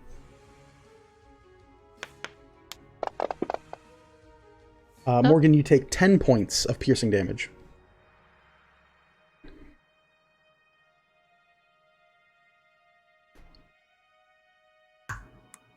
$21. You move out of the way.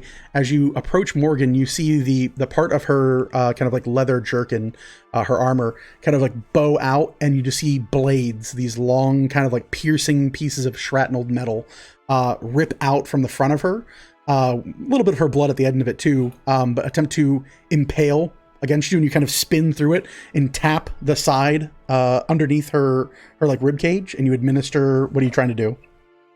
It is, I believe, Physician's Touch under Hand of Healing. Okay. So it's going to be 1d6 plus 2 healing, and then I can also remove one of the conditions of blinded, deaf, and paralyzed, poisoned, or stunned. Okay. You hit the Physician's Touch, and you twist your fingers in. You followed up with a couple of extra hits along the kind of like body center line. You attempt to remove and purge the poison from it. You see her body shake and twist a little bit, and she's still being held by the spell, but you know this would be much more violent and painful had she not been held magically in place. You watch as like these small beads, almost like sweat running through the inside of her skin, begin to move throughout her body, her shoulders, any little visible bit of her flesh you can come across, and seems to pool into her right hand. You look, and like there's like a twitching and a strange feeling, and you look and you can see at her right hand this kind of like pooled bit of mercury and silver that's been kind of like forged together inside of her flesh. Each of her fingers now is slightly larger, and her hand is a large kind of Gavinous looking claw. It's like this like think of it like 5 little like curved angular kind of arrowhead blades. But they look like heavy and amassed in her hand. I'm going to follow it up for a second one. Sure. You go through another second hit. You expend it, and you feel it kind of shake and move throughout her body. It again grows a bit larger. At this point, Morgan's breathing slows a bit more naturally, even though she's being held. Her sweat seems to kind of just be replaced with just the moisture in the air. The redness of her skin begins to kind of calm down a bit and turn back to more of a knowing white, like the traditional kind of half elven features you've seen with her. I mean, she's already kind of like a tan gal as it is, in a sense. She's, an urchin. But you seem to have pooled and amassed it mostly within her hand. And it kind of looks a little bit strange. You see it kind of like twisting and moving, and then it lays kind of flat. It kind of looks as if you remember those little metal things you could do. You could put your hand in, and it would like make a 3D image, like the pins. You know what I mean? It kind of looks like fluids. Yeah, so it looks like that for a moment, and like is like prickling out in all different directions of her hand. And upon the finishing of like the second one, you see it lay flat. And while her hand still looks metallic, it now looks as if it is like a glove. Like it looks like it goes across her entire hand up to about like middle of her wrist, a little bit above her wrist line. And it lays completely flat and looks like a completely normal hand other than a shine of metal and silver. Any insight as to whether it would come off without further magical input? Looking it over, it seems as if whatever it was doing to her body, her nervous system, the effect it was having on her form, seems to have subsided. And whatever this effect or ability that you've kind of entreated her body to kind of like ramp up and magically kind of use your key strikes to enable her own natural healing, has kind of pushed this thing, whatever it might be, into a more docile state. Like previously, this was like swirling around on her skin. You saw it coming out of her, like her eyes and like around from her nose and things of that sort. And now it's kind of like all retreated and solidified into her right hand. I'll have Orville look to Fiona and kind of tilt his head and look at her and be like, so what were y'all keeping this in, and do we have anything of the sort around? A precision instrument, from what I've been made aware. I'm not a scientist, and I'm not a smith. I mean, like, was it in a jar, or... Oh, why don't you ask your friend? I'm sure she's quite aware of it.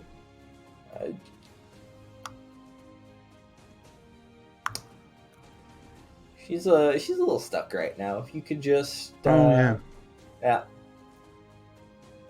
You'll get nothing from me until you prove your innocence, Galantes. We were here with you the whole time. And I was lured here on Jay's order, using my friendship as a way to get me away from the scene. You weren't lured here. You like say, like with like a clenched jaw. And she kind of like looks over. At this point, 5 minutes is most likely passed. JJ, you enter the scene. You look over, Fiona's clutching her axe, white-knuckled, kind of angling down Morgan, who is at this point like twitched and like full like rigored up on a hold person spell. Orville has 4 really heavy looking inset slashes across the front of his face, matching 7 of his old scars. What in the 9 hells could just add on to this these Weaver's damn night? JJ, you got a jug or a jar or something? There's plenty of jugs, but what is going on? Morgan got poisoned with some funky stuff, and we need to get that contained right this second. Jay, your friend is a thief, and if I find out you had anything to do with this, I will end you myself. You know, I didn't even know where she was up until now. I want to believe that. I haven't seen her for 3 days. Swear on my father's dead body. As you say this, like Fiona immediately like has a moment of like pure white hot rage, and then seems to kind of fall out of raging and like slowly move her axe to her side. She goes, "Your friend stole from my family. My sponsors. This is what we've sacrificed so much for in recent weeks. I've personally sacrificed for this.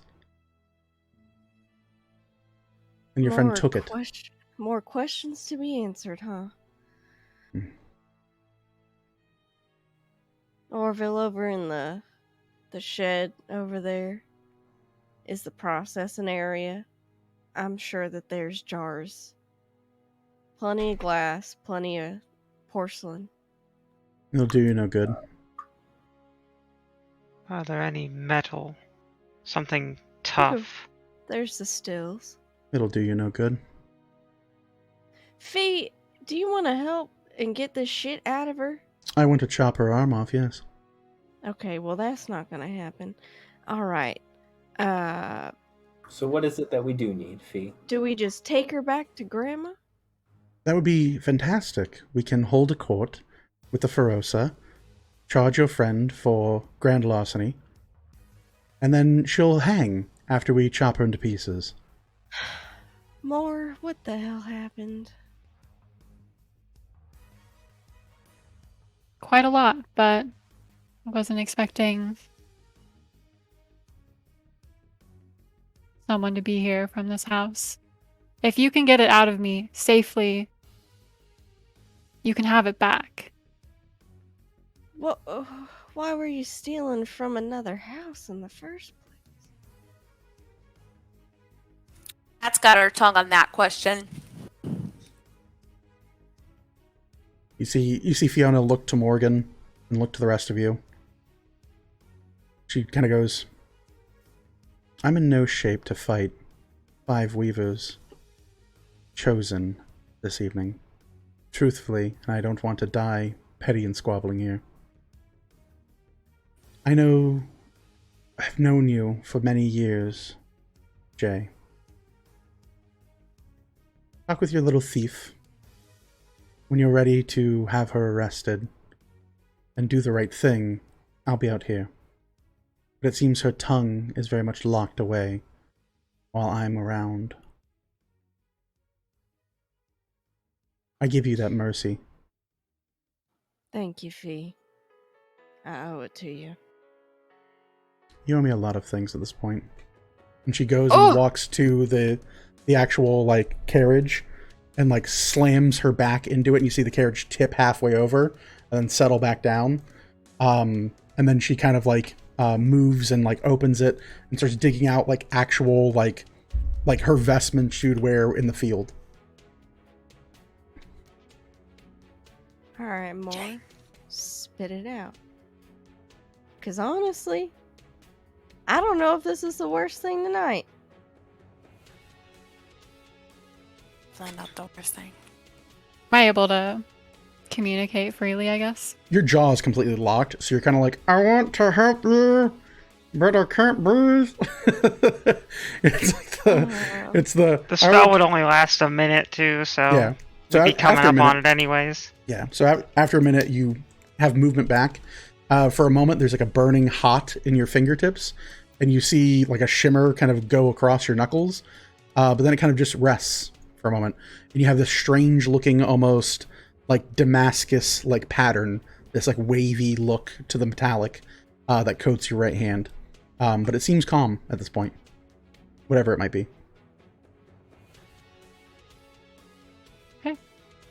JJ, just for your information, before we held her and Orville was able to administer a bit of healing there, every time we touched her, the metal jumped off her, or she reacted like a living sword. Alright. Well, I think my question still stands. Why steal from Grandma? Who told you to steal from Grandma? I have friends aside from Fee there, and I don't even know if they could help at this point. It wasn't anything against their house. I was contacted in a very strange manner when we got back, and I was informed of this oh so secret weapon that she says is secret. And I was told that if I wanted more out of my life, I could steal it. I wouldn't have to give it to anybody, and I don't rightly know what to do with it. But all I was told was to take it. And you just followed orders just like that? I believe I know who gave me the orders. More of whispers through the streets when I was growing up, but Who gave think you it the was- orders? Are you sure it wasn't a setup? I doubt it would be. Because how am I to know that somebody from that house is going to be here and it was going to hurt me? It was to prove my skills, basically. You knew that you were breaking into House Grammar, though, in their fortress. I did. Oh, man, so now you've proved yourself. Like, what do you think the next task is going to be? I don't think I'll find out because I'm either dead here or arrested and dead later. What? Way. You heard her. Celeste. Oh, we're going to turn her in? You guys don't have a choice, or you're coming down with me. We're certainly not fighting Morgan. Fiona. Morgan. Houses have squabbles like this all the time. You know, I got into it back in the day, and you know, I might have swung fists a little bit heavy in a bar one of these days, and might have hit the wrong person, and might have been put under Lady Galante's liege by the Ferosa, as some sort of apology. So I'm sure there's something the lady could hash out between the houses and kind of make all this go away. Yeah. I started working for her because I tried to steal something from her specifically. Well, then she knew the cost of doing business with you. Plain and simple. Sure she didn't take you guys on because she knew that you guys were good at your trade and that's why. And you just broke into another house and stole their biggest weapon they've been working on for. Yeah, it's pretty big. Yeah, it's not exactly punching somebody. Yeah, that's fair. But I was just trying to make the point that houses have things and they can be overlooked. I don't see any reason why this would be any different than my case. Orville, I love your optimism. Well, thank you. And I know you're trying to make tonight a little lighter. I want to help you so bad more.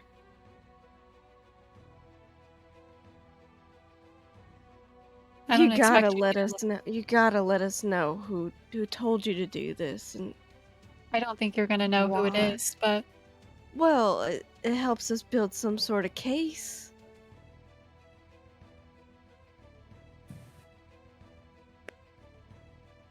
all I know is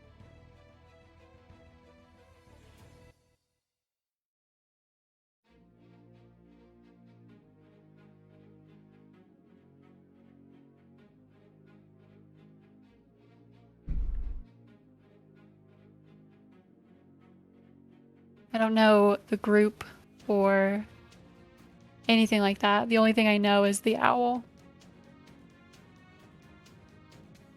Symbol? Like a symbol? Or like a person? Both, one and the same.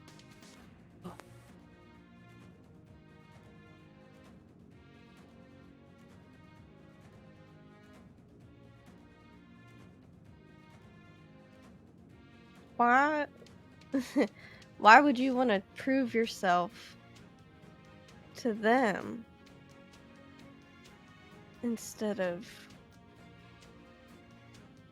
us? Are you?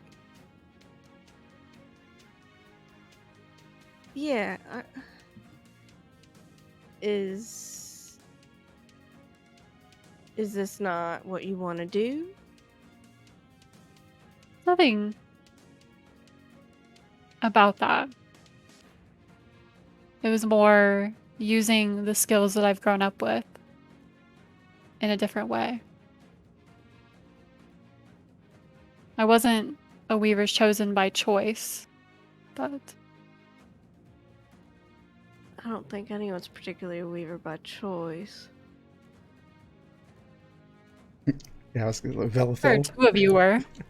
Well, yeah, kind of, but we're all kind of recognized for the talents that we've got. We're all kind of special in our own Not saying right, but that. It was more a chance I to get prove it, myself yeah. in another way. Did you just want to prove that you could do it, or did you want the power of having this item? What? I didn't know anything about the item. You still chose to do this, knowing where you were going and what you were doing. I did. So why?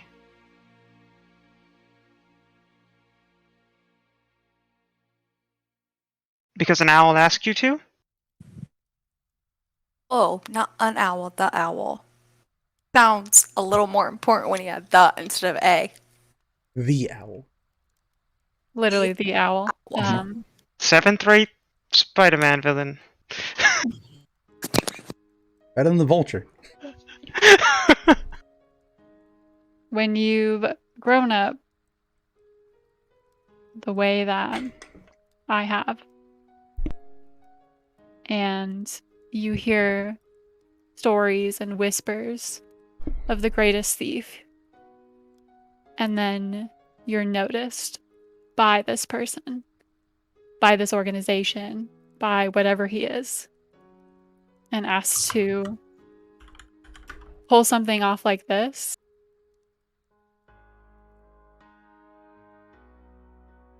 It's a recognition. I mean, it wouldn't be widely recognized, would it? Be recognized in the whispered groups that you're speaking of. Yeah. Well, maybe you could just sneak back in and put it back. Put it That's out. appreciated. I hear the universe laughing. Sorry. Because I know Morgan and I know how difficult it was to get. She made it sound like it was so easy. I just knock on in and Well, that's something I'm I not will gonna always tell say this is lady. like, yeah, like Morgan the player is very nonchalant about how impressive Morgan the character is. The amount of stress. So much stress. Oh my god. I'm also not going to tell lady from the grandma house Yeah, she's walked off now. that I literally fooled one of her guards that her house hired. One of what? several? All? What'd you say? Theoretically one. Theoretically, Allegedly. one. Allegedly one. Hypothetically one. Hypothetically Hypothetically. one. Well, then they were dumb as shit. But all the ones on the outside, we also just walked by as well.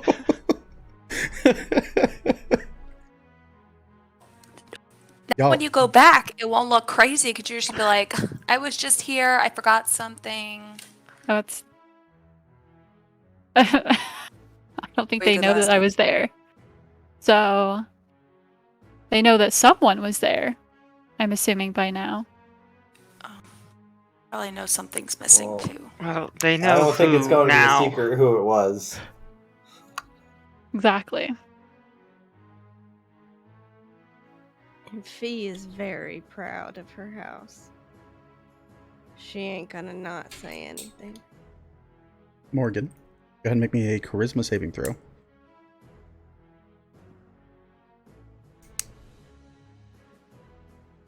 That's a 3. A 3. As you're having this conversation, you feel like a little twitch, a tinge kind of run through your body again. It doesn't feel like a fever. It doesn't feel as bad as it was previously. But as you're kind of like mulling these things over, you start hearing this kind of like almost like presence within you. And as they're like, you hear JJ saying like, well, they're not just gonna go from that. You feel this kind of like twitch and this like, there's flashes in your head of being stuffed into a cage. You see flashes of fire being burned against your skin, and you can feel that heat radiated off of you. You feel a bolt of electricity run and course through you from the lightning bolt spell. You feel all these like horrible feelings you have never felt in your life, but the visions of what you're feeling is well and beyond, almost like just to be images. It's something deeper. When JJ suggests that there's no way Fiona won't talk, the first thing that flashes through your head is your arm turning into a long blade and cutting her head off. As this moment kind of passes, those of you who are perceptive look down, and from the wrist forward, Morgan's hand is a beautifully elegant looking longsword. I don't She's think just this gonna is. snip back. Hey, Morgan, you mind unhanding your weapon? Real Or funny. unweaponing your hand? Can I like shake it off? Like, Yeah, you kind of like shake your wrist a little bit, and it kind of wiggles a little bit, almost like watery, and it slowly melts back into your hand. Give me another charisma saving throw.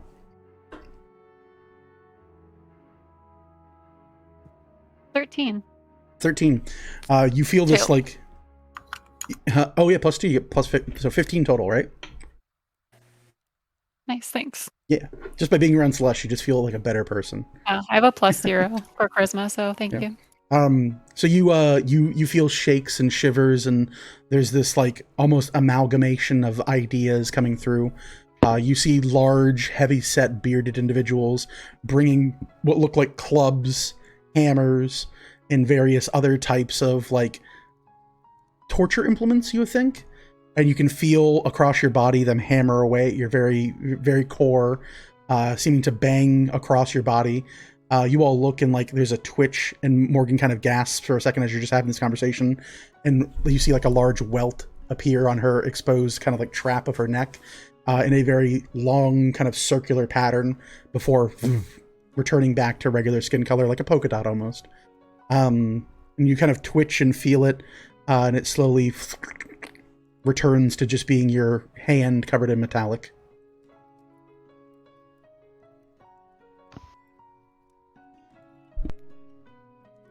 I think it's alive. Well, it acts very alive.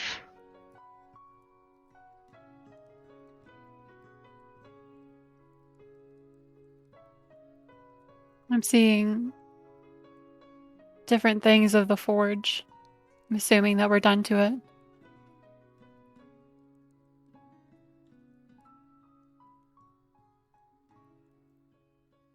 Do I notice a welt on her neck? You see it flash through. It looks as if she has like a large kind of like circular bruise, like almost a perfect circle bruise for a moment. And as she like twists her neck a little bit and her blood flow returns to that area, it returns to being normal skin again.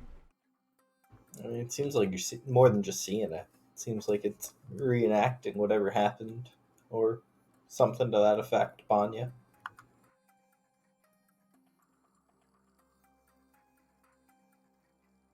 And I suppose that would make sense, considering that it's taken up the form of different blades, and it seems to be a metal. Really sharp enough to get through my flesh.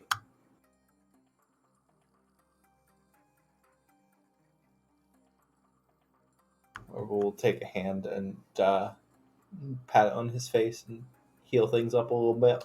Sure. You slowly move your fingers across your face, and it cauterizes the wound, and you're more using your ki to kind of focus and control your muscles and capillary systems to kind of evoke natural healing at a progressed rate. You're no longer bleeding, thank goodness. Such poor company at a fancy dinner. Shame. Shame. I'm sorry about that. Horrible. My face has been busted up plenty worse than this before. I wouldn't worry about it, Morgan. Well, I don't think it's an improvement. Give some character.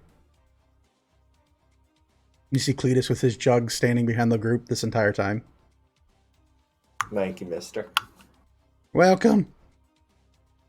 Are we gonna get this off her? I don't know. I don't know if you can. But Hey, Cletus, is that jug empty? What? There's Well, a Not Orville, going that's to not going hold to do it. anything. there's a bit of hooch in it. This was in a very fancy box. Box? Hmm? Out of a box. Think about the levels of protection that required for me to drop that stone. That sort of.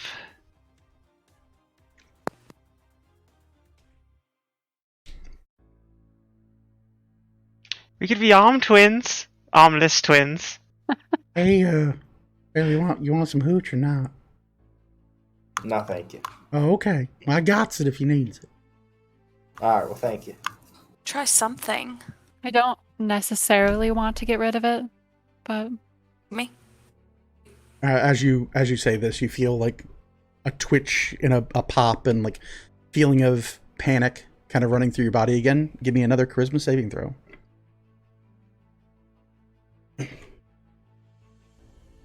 10. 10. So 12 total. You That's feel. what it is. Yeah, you feel it kind of twist and move and slowly begin to kind of wake back up, and long kind of spider-like strands begin to move up your arm and into your long sleeves of your outfit, out of visible sight. But you feel it kind of poke and prod inside of your body, and as you kind of have this like talk, discussion, and feeling of getting rid of whatever this is, there is a slow kind of encroachment of like kind of seeking out things that might be important to you, as you can feel it kind of like slowly begin to explore a bit of your body, and you see flashes in your mind of kind of like the crystalline case that you found this in shattering and breaking, and that there is like this almost like bestial panic, kind of like if you ever see a junkyard dog get cornered. That's kind of where you're at. I don't think it wants to go back either.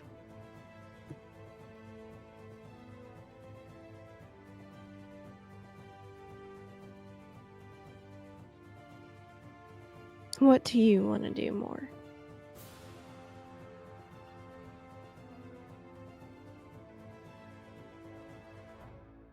I don't think I have many options. Well, we can come clean about everything. We could tell the lady what happened. I could try and talk to Fee, talk her down a bit. It's not an easy thing, but I could try for the meantime. As much as I would love to think that like any of us are capable of helping you out with this like physically, I think this might be something left for more magically inclined folks. They might have to get, I don't know if like how Fee encountered this and how they got it in the first place from Artnum over.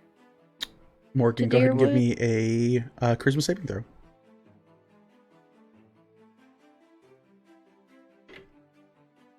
The 19 with the +2. Oh shit. Okay.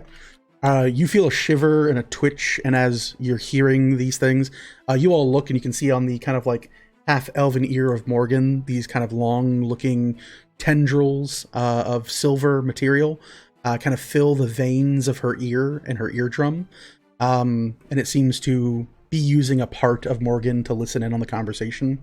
As JJ is like not sure how this happened, you see flashes of a kind of like curious looking group of individuals shouting, speaking voiceless words, just images and flashes of dark shadowy figures storming in and unleashing all manner of bright color and effect across this what would be almost like shadowy creature, the blood of which seems to have seeped into, you kind of are watching a little bit in like a kind of like a black and white kind of silhouette of this. It kind of like seeps into the ground, and then you see, like you feel it first, these heavy blowing strikes of a pickaxe against your skin. As you guys see that, you look in the front of Morgan's face, her right cheek kind of indents unnaturally so, as if struck by a blade or a hammer, and then slowly returns back to true.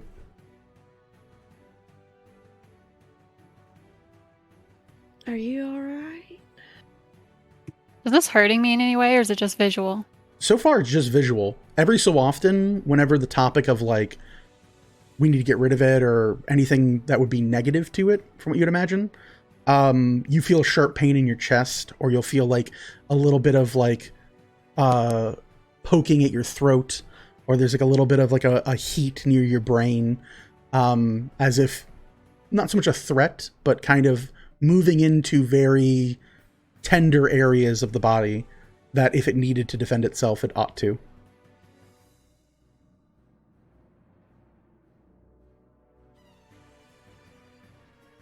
I don't think anybody's gonna get near with us. I'm just... It's communicating with you? flashes of scenes of what was done to it. Almost Oh. like it was abused. Oh. Well, maybe it just needs to be understood. And maybe we could see if we can convince the other folks, the other family,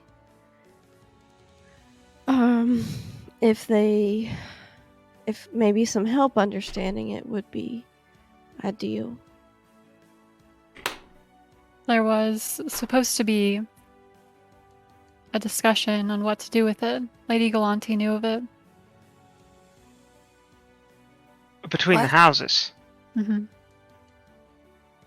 You know about that. Yeah. Talked to one of the people that works for Grandma. So they saw your face for sure. No. Hmm. So it's just friendly drinks and cards at one of the ale houses. Now I know Just- which one. Casually said that they had a magical weapon that they were going to talk to the houses about. Well, if Grandma had won the right to go and make expedition into Ardenum, it would have been known. Then they brought something back that would have apparently been known too. As partly said by Fiona, it was the Ferosa who was allowed to pick which house went into Artnum. And Grama was picked. Because of viewers like you. Okay, moving on. Oh, one whiskey-fueled viewer.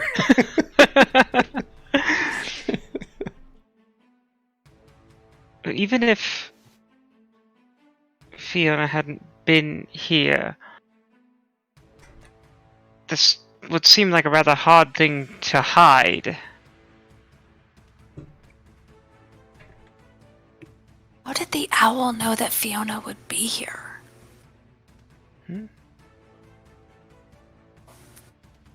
Owl knew that JJ's friend would be here tonight of all nights. Tonight wasn't picked. The owl sent you here? No. The owl sent her to go get the item. She came here because we're here. There was no But specific day. So what you're saying is after she got the item, the owl didn't give a hoot. Pain. How long have you held that? How long have you held that one in? Oh, quite a while. So much pain. Celeste, I believe it's coincidence that Fee was here. A happy little accident. My point is, even without that happy little accident, I'm not sure how well you would know to hide this, especially if it's intelligent. Have you tried communicating with it and asking it it wants. You want me to ask my hand what it wants?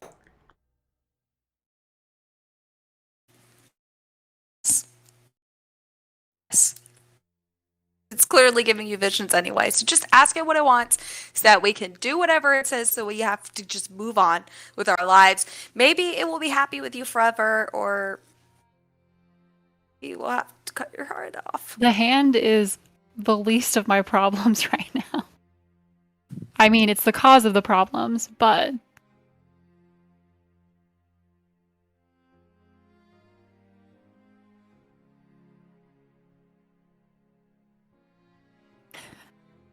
she's gonna look at her hand. You look at your hand, and it's kind of like this milky looking mercury color with like Damascus finish.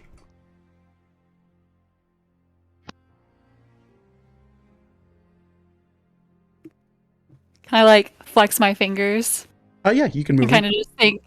I'm not gonna say anything out loud. I'm just gonna think, what do you want? Okay. Go ahead and give me a charisma saving throw.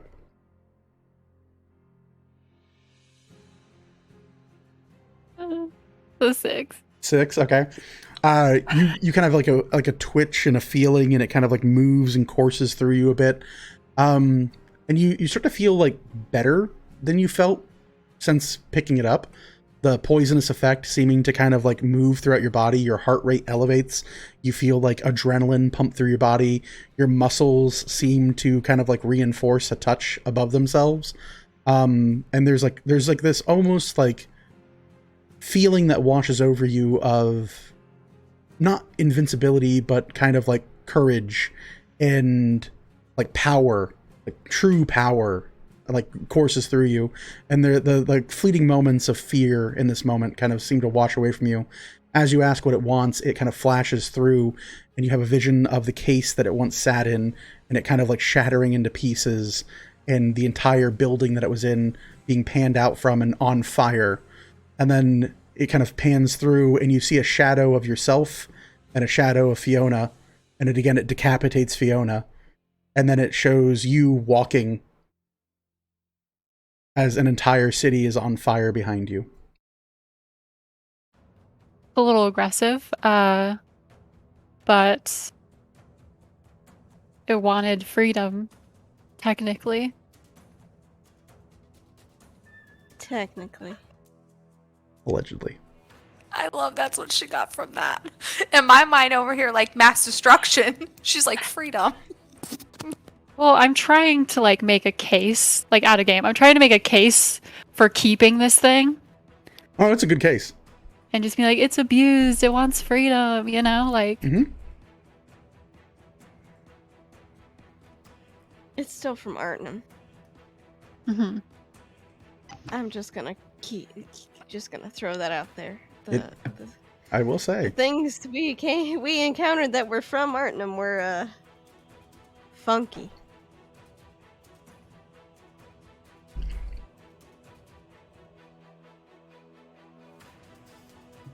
Yeah.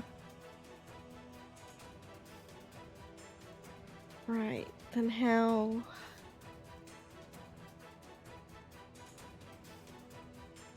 how do we proceed?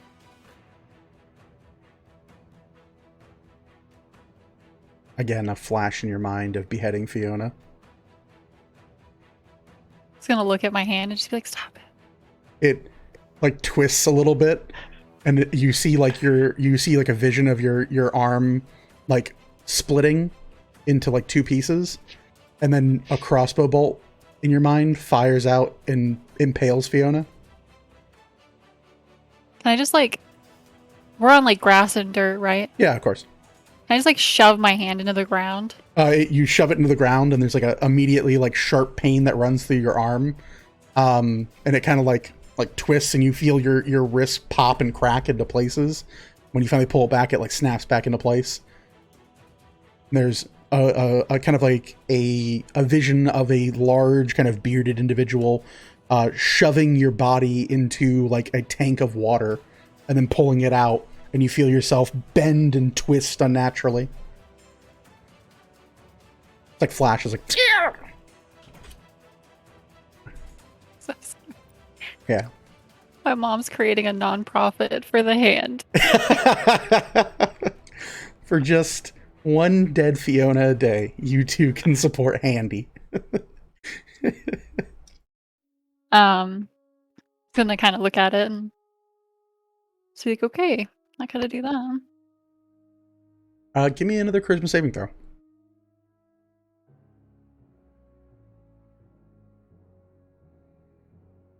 8. I used up all my good rolls yesterday. You're like not gonna do that, and you feel like your arm twists and like various small blades and knives all begin to kind of dance across your fingers, as if like options are being presented to you. And then you have a flash in your mind of its liquid form, this kind of like short sword form that it was held aloft in when you first found it. And there's a flash of it, and then as it flashes in your mind again, there's a copy of it. And it floats over to this like black and white version of Fiona.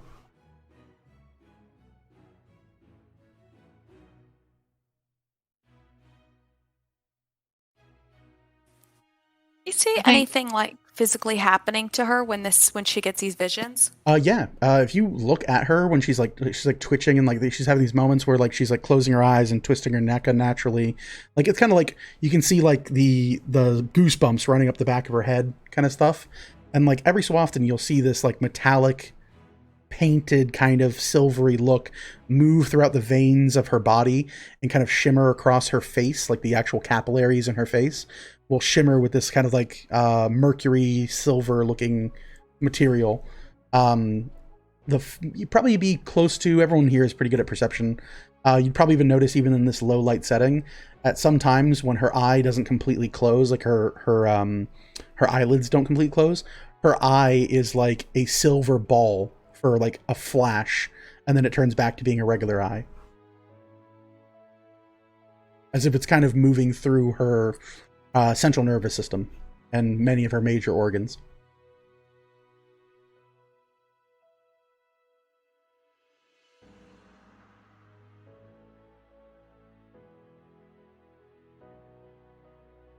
I think that I need to get away from Fiona. I don't think she's going to take too kindly to such an attempt. Well, all I'm getting are flashes and visions of my hand killing her, so I don't want to do that. Fantasizing about killing Fiona? I'm not. The hand is. There's another flash. You see it copying and then it going into a jug and being handed to Fiona.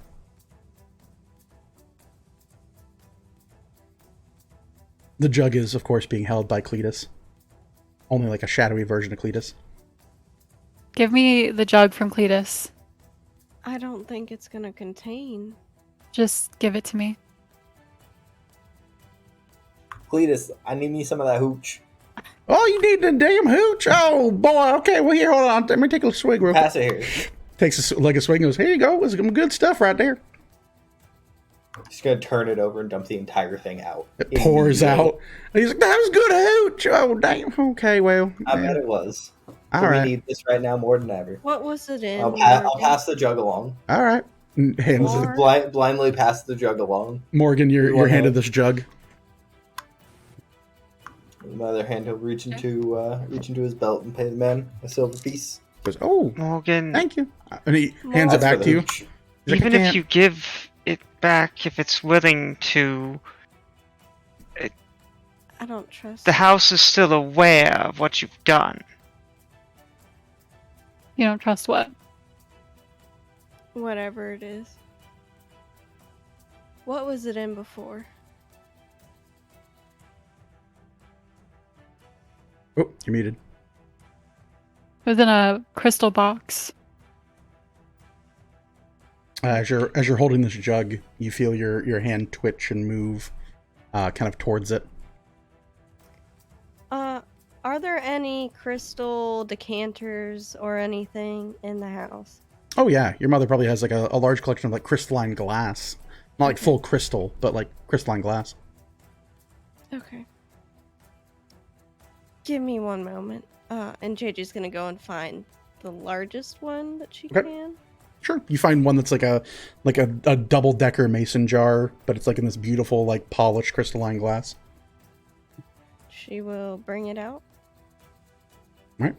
You bring it out. You have a and lid. Hand it to Morgan. You now have a jug and a jug and a glass.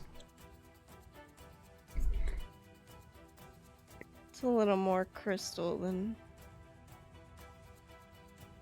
just porcelain.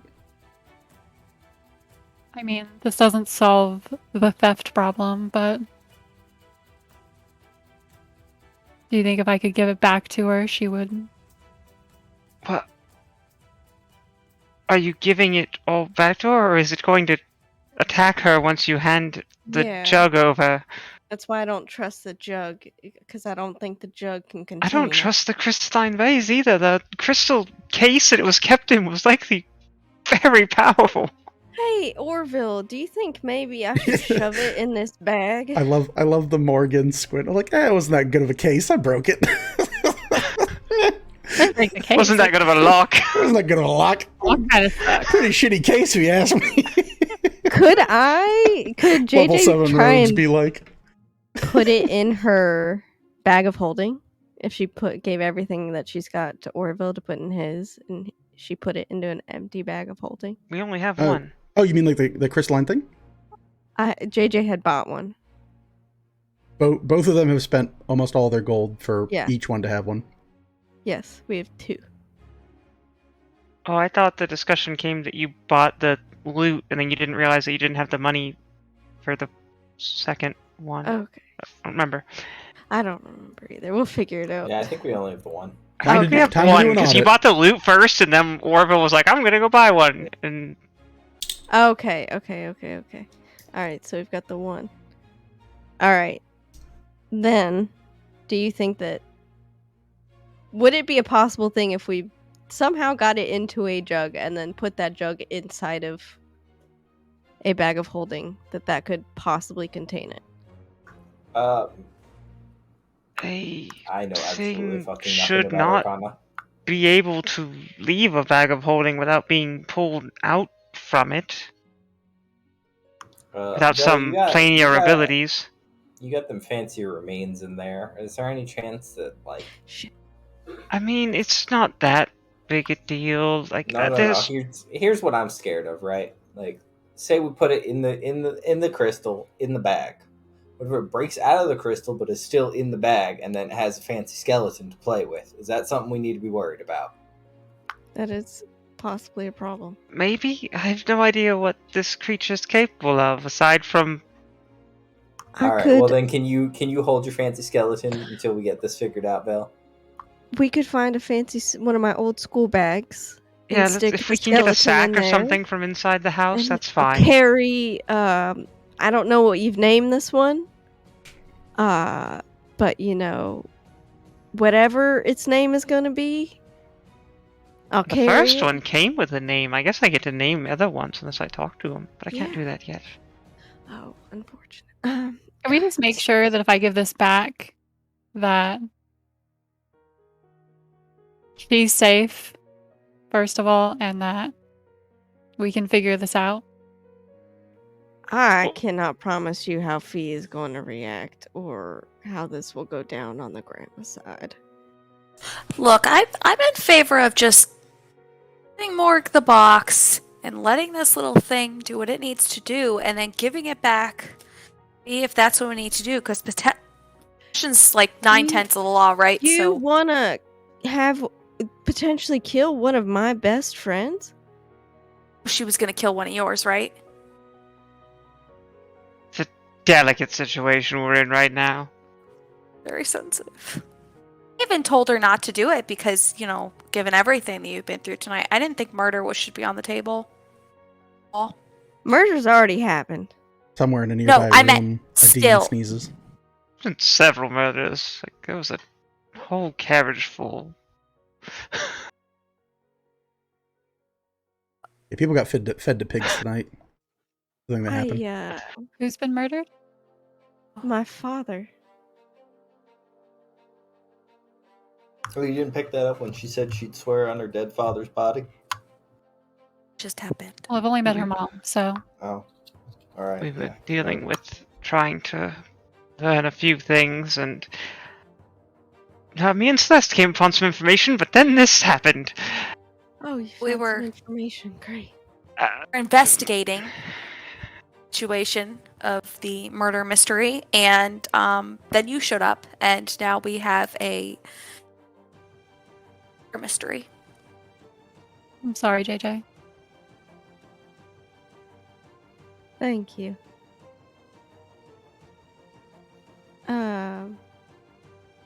Morgan, what do you want to do? Not this thing, not any of us. What do you want to do?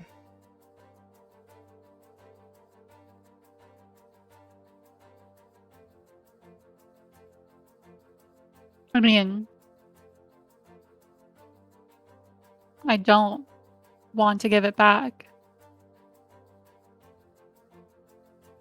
But Okay. I don't think that there's a choice past. I don't think that Galanti could get me out of at least some jail time for this. You honestly never know what that lady can do. And if they were planning to have a meeting anyway, this kind of expedites it, doesn't it? Oh, that might Whatever. just anger the other houses. Morgan, It roll will. a charisma check. Saving throw, sorry. 18. 18. You think on this, and as you guys are saying that, like, not sure what she'll do, not sure what they'll do, etc., you see a vision in your head of a shadowy image of each person here, plus Fiona, plus Cletus, and you see a slice through Fiona, a slice through Cletus, and then a sword kind of like slowly going over the rest of your friends. And there's this like feeling that like these are the only people that know. It's not helpful.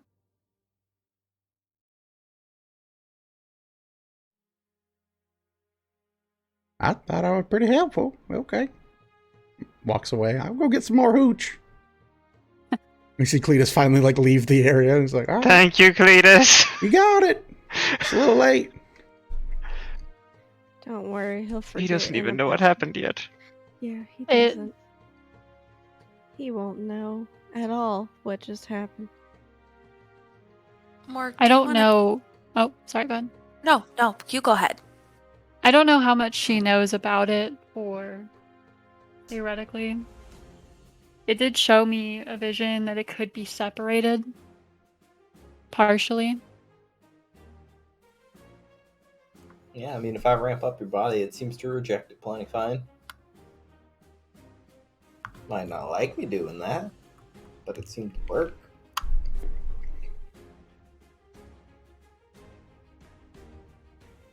But she did say that she could kill me, and that would be the way to get it back. So, She? Fee. Who is Fu- she? Fiona? Fiona, Fiona. Oh, Fee. who the last thing she said was cut your arm off when we had it all condensed. But you don't want to lose it. No, I don't mean your arm. I mean this thing. I don't want to give it back to them, is the thing. I don't. Oh. Hmm. So you're okay with just getting it separated from you? You just don't want it to go back to them because they're gonna potentially harm it.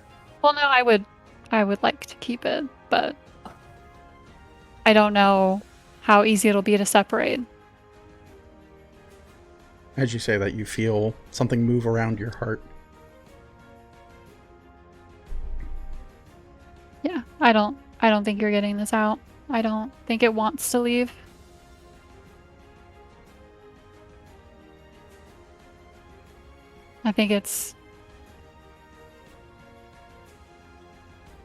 I think it stays with me or it's death.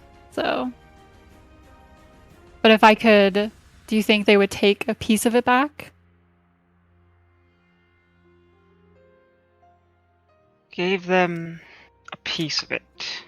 I think if you gave them a good chunk of it and just said the rest is stuck in my body and I can't get it out, that they would really have any recourse. They wind up with what they had. They obviously have recourse. They will take They- this to Ferosa, and there will be a judgment. And if the lady can't provide protections and you can't provide reasons, They will do the last resort. from It's the grandma. get-go, Fiona was ready to end this very quickly. Well, it's not like, I mean, now I don't know, but I can imagine they have it measured to determine exactly how much there, right? Even if we gave them as much as we could. As Celeste says this, the vision hits you again. You see it, a copy of itself. The copy goes with Fiona, and the other one hides in you.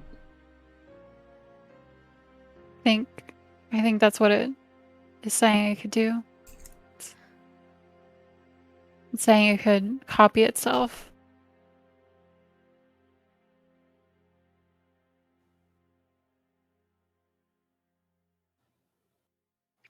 Out of character question. Mhm. What is JJ's relationship with Trillian? With Trillian? Yeah. On like a house name basis, in a way. Okay. Likely would have paid you for songs at a time. Okay. But Sir Trillian Grama II is also an individual who is the inheritor of the family. And named for his father. Yep. Just trying to see where her connections lie.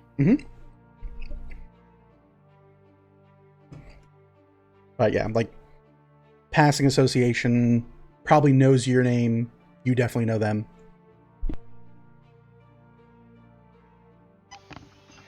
Look.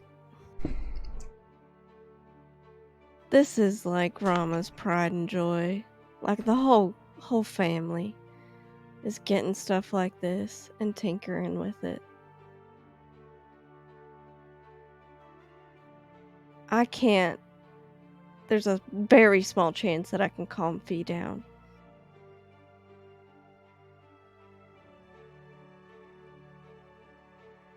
I'm not expecting to get out of this scot-free. I'm just trying not to die. So if I can give some bit of it back, something that they can say that they have, like, basically negate what I did.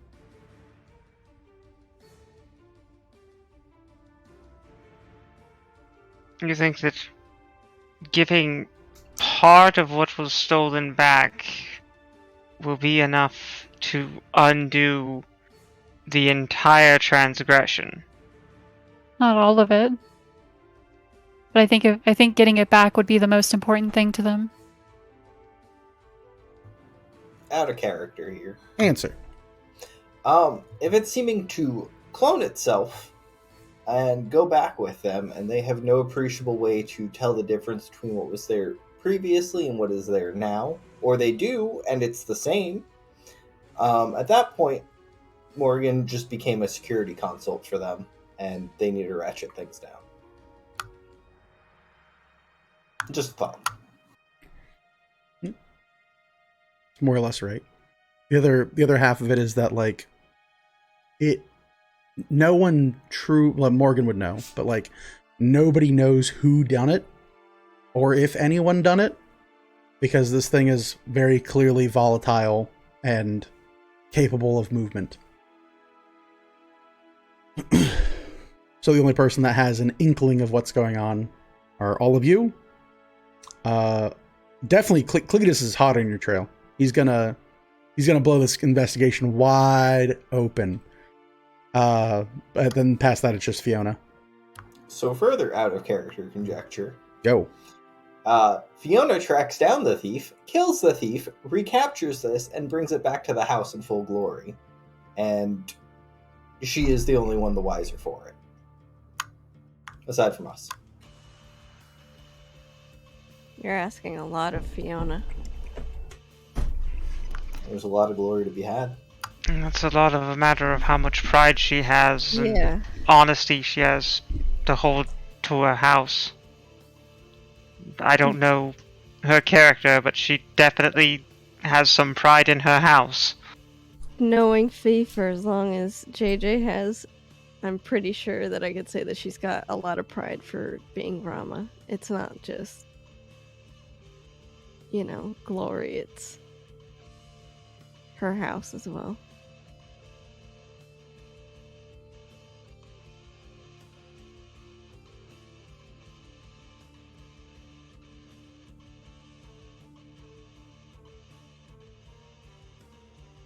I guess here's my question about you keeping this. Will we be safe? Can we no longer touch you after how you reacted to Orville? Yeah, it was mildly inhospitable. To be fair, I'm already a little afraid to touch Morgan. I think I tried to help her once and she stabbed me. Not if I wrong. remember right. Tried to stab? Well, you did. So there was already a precedent for this happening before you had a magical blood weapon that did it. Yeah, so like, same as usual, right?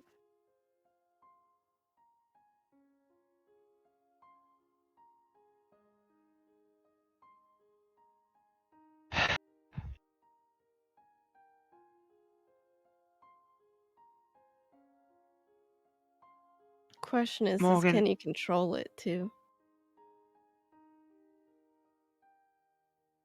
I don't think I have a choice but to learn.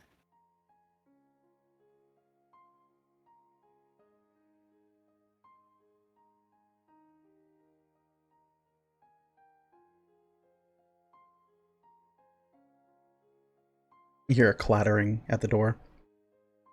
And you turn to look, and you can see Cletus has returned with a big old jug of hooch. Now this one's blueberries. I got this other one strawberries. Hey, can I? You said strawberry? It's strawberries, yeah. Yeah, can I get some of that one? Oh, here you go. And hands it to you. Goes, if you Thank you. but if you see Miss Lightning's friends, they're showing up tonight for dinner. Should I tell you when they show up? Oh, would you? Yes. I will come to you first the second I see them. What do they look like? Oh, okay. Well, there's a real tall one. What has a scary weapon. Master's father, not a big fan of it. There's a short green one, kind of like that guy right there. Okay. A short purple one. Apparently some type of lizard. An elven lady. A bear. And an elven man. And a gal what got a fat cat. Hey, I will be sure to let you know the second I see them. They sound fascinating. Oh, they're good friends of the family, so yeah. It's rather late though. I'm shocked they're not here already. They probably Sure missed they'll hors be here. d'oeuvres. All right, well, have a nice night. I'm just gonna over here and join this conversation. All right, you just tell me if they show up. I will hunt you down. Okay. And goes and sits in his rocking chair, rocks about 3 times, immediately passes out.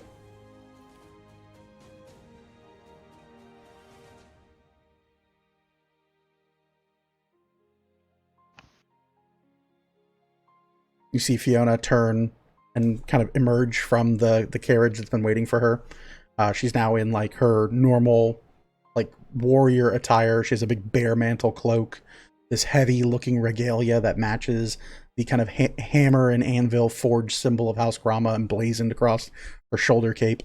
Her axe in her hand and kind of like slung over her shoulder. As she gets out, she closes the door and looks out in your general direction. And you hear her shout. She goes, 'What's it gonna be, Jay?'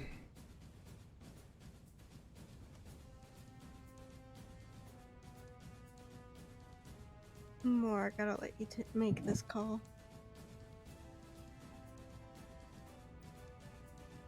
I mean, I don't know her. I'm willing to give her the copy and see how that goes, but I don't think she's going to be.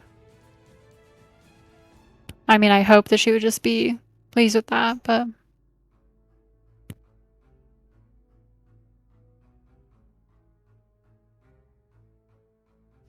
See if you can make a copy. Put it in the crystal. can I set the jug down and The jug or the Hold on. crystal? I was gonna hold the crystal, but I guess I could just put it on the ground and like. Oh, yeah. So you put it on the ground. What do you want to do? Can I just hold my hand over to it? Yeah. And you have like Can the idea of like, Like copying. Okay. Yeah. Can I help this show? Sure. What By would you like to do? attempting to do the same thing I was doing last time, but not actually making contact. Sure. So give me a deception check from you, Orville, and then Morgan, go ahead and give me a deception check at a straight roll as you're no longer poisoned in this moment. Fiona begins to take a couple steps forward, like curiously looking at what's happening, and like slowly getting closer to you guys. Does I get a +2? It's not a saving throw; it's a check. No. 15. 15, and Orville. Also 15. All right. Can I slap them both with a inspo? Yeah, you certainly can. So each of you can add. Yep. A A D8, please. Yep, add a D8. All right, we'll push that into an 18. 17. Okay. You walk forward and you see Orville striking, kind of like playfully striking it. There's a moment where like your side kind of bows out a little bit as if to strike him, but you kind of hold in this idea of like, this is the plan. And there seems to be a settling in your body and it twists and morphs a little bit. You watch as Fiona gets closer and then about within 5 feet of you guys and looks over and kind of like, what's going on here, Jay? And as you're holding your hand out, you see it kind of like begin to peel and twist. You see tendrils begin to like stab into your wrist painfully. You take 8 points of piercing damage.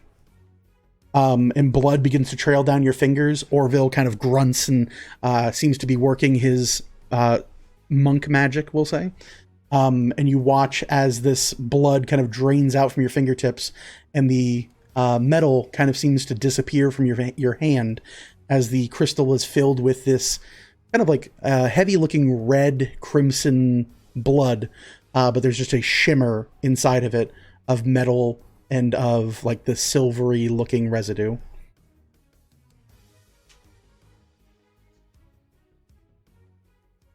As it seems to kind of fill, JJ is gonna throw the lid on it. You slap it on there quickly. And then she will rip part of her own shirt and just start making bindings, kind of like what she did with that ooze jar that they had found. Okay, yeah. Just making sure that it stays tied up and closed. You tie it up. Fiona looks it over and she's like, you found a way to get it out of her? Best we Orville will could. wave enthusiastically. He's a magic with the hands. I swear to Weavers. And she kind of Back feeling all right, looks miss? it over. I got the juju flowing. Don't touch me. JJ, go ahead and give me a deception check. You have advantage as all 3 people are working together on this.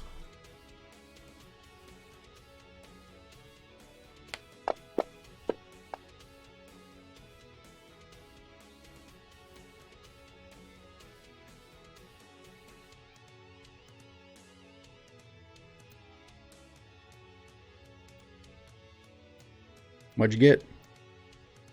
Is it on the floor? 21. Oh, we're Jumanjiing this. And the other one was a nat 1. So That'll work. I'll The take one on that. the floor. The Jumanji die was in that one. You say this to Fiona. She kind of looks at you curiously. Thinks on this for a moment. And she looks to you and she goes, if my family knows it was your friend, she's dead.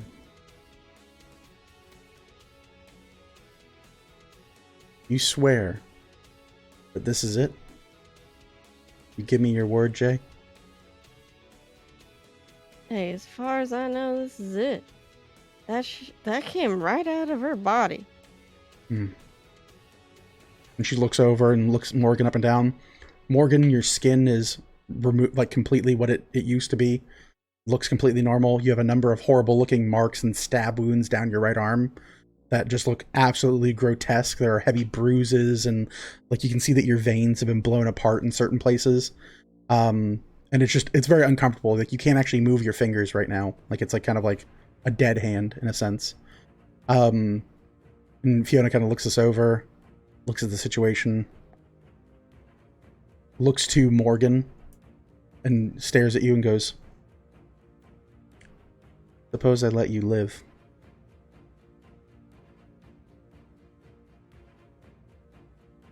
I'd be mighty grateful. Yeah, I can't wipe my ass with grateful.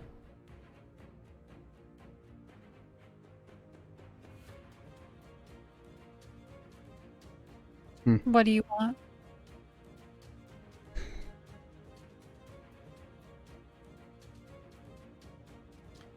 I want to leave that as an IOU. You owe me your life. And I'll come calling to collect one of these days. And you'll do something for me.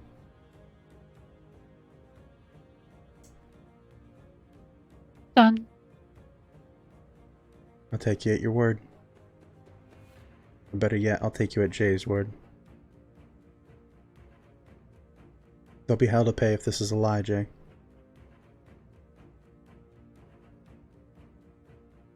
That's fine. Kneels down, looks over the container, taps it twice, and for a moment nothing happens, and she kind of like curiously eyeballs it, and then ever so slightly there's a rattle of the jar, and she kind of looks at it and goes, all right. Is She- that gonna be safe in there? It's about what it was transported in. Has problems with glass and other materials like that. Well, that's crystal-ish, so... She picks it up. She kind of like looks you all over and goes, I had a truly wonderful night tonight, Jay. Thank you. Yeah, it was great. I know. We'll talk soon. Sure. And she kind of like slings her axe over her shoulder and moves to the carriage.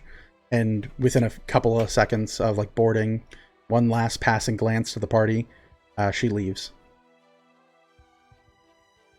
And you watch as the carriage kind of like trails off the property. A few seconds later, Morgan, your arm looks completely normal and fine.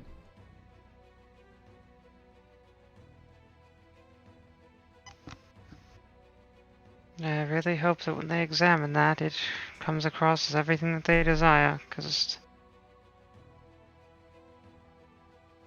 I'm not looking forward to them coming back. No. My laugh's on that one, and that's fine. That's your word. My life's on that. But Words of life with V.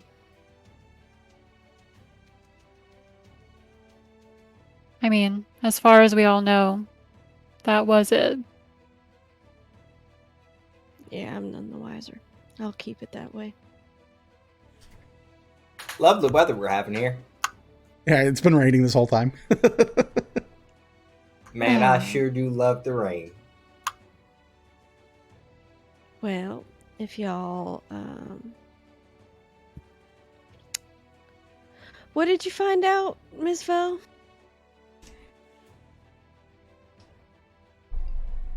According to Iska, threats had come from highwaymen and ruffians. Oh, The Cross Scimitar. We met them on one of our first group assignments years ago. Yeah. They were tieflings. Yep. You're right.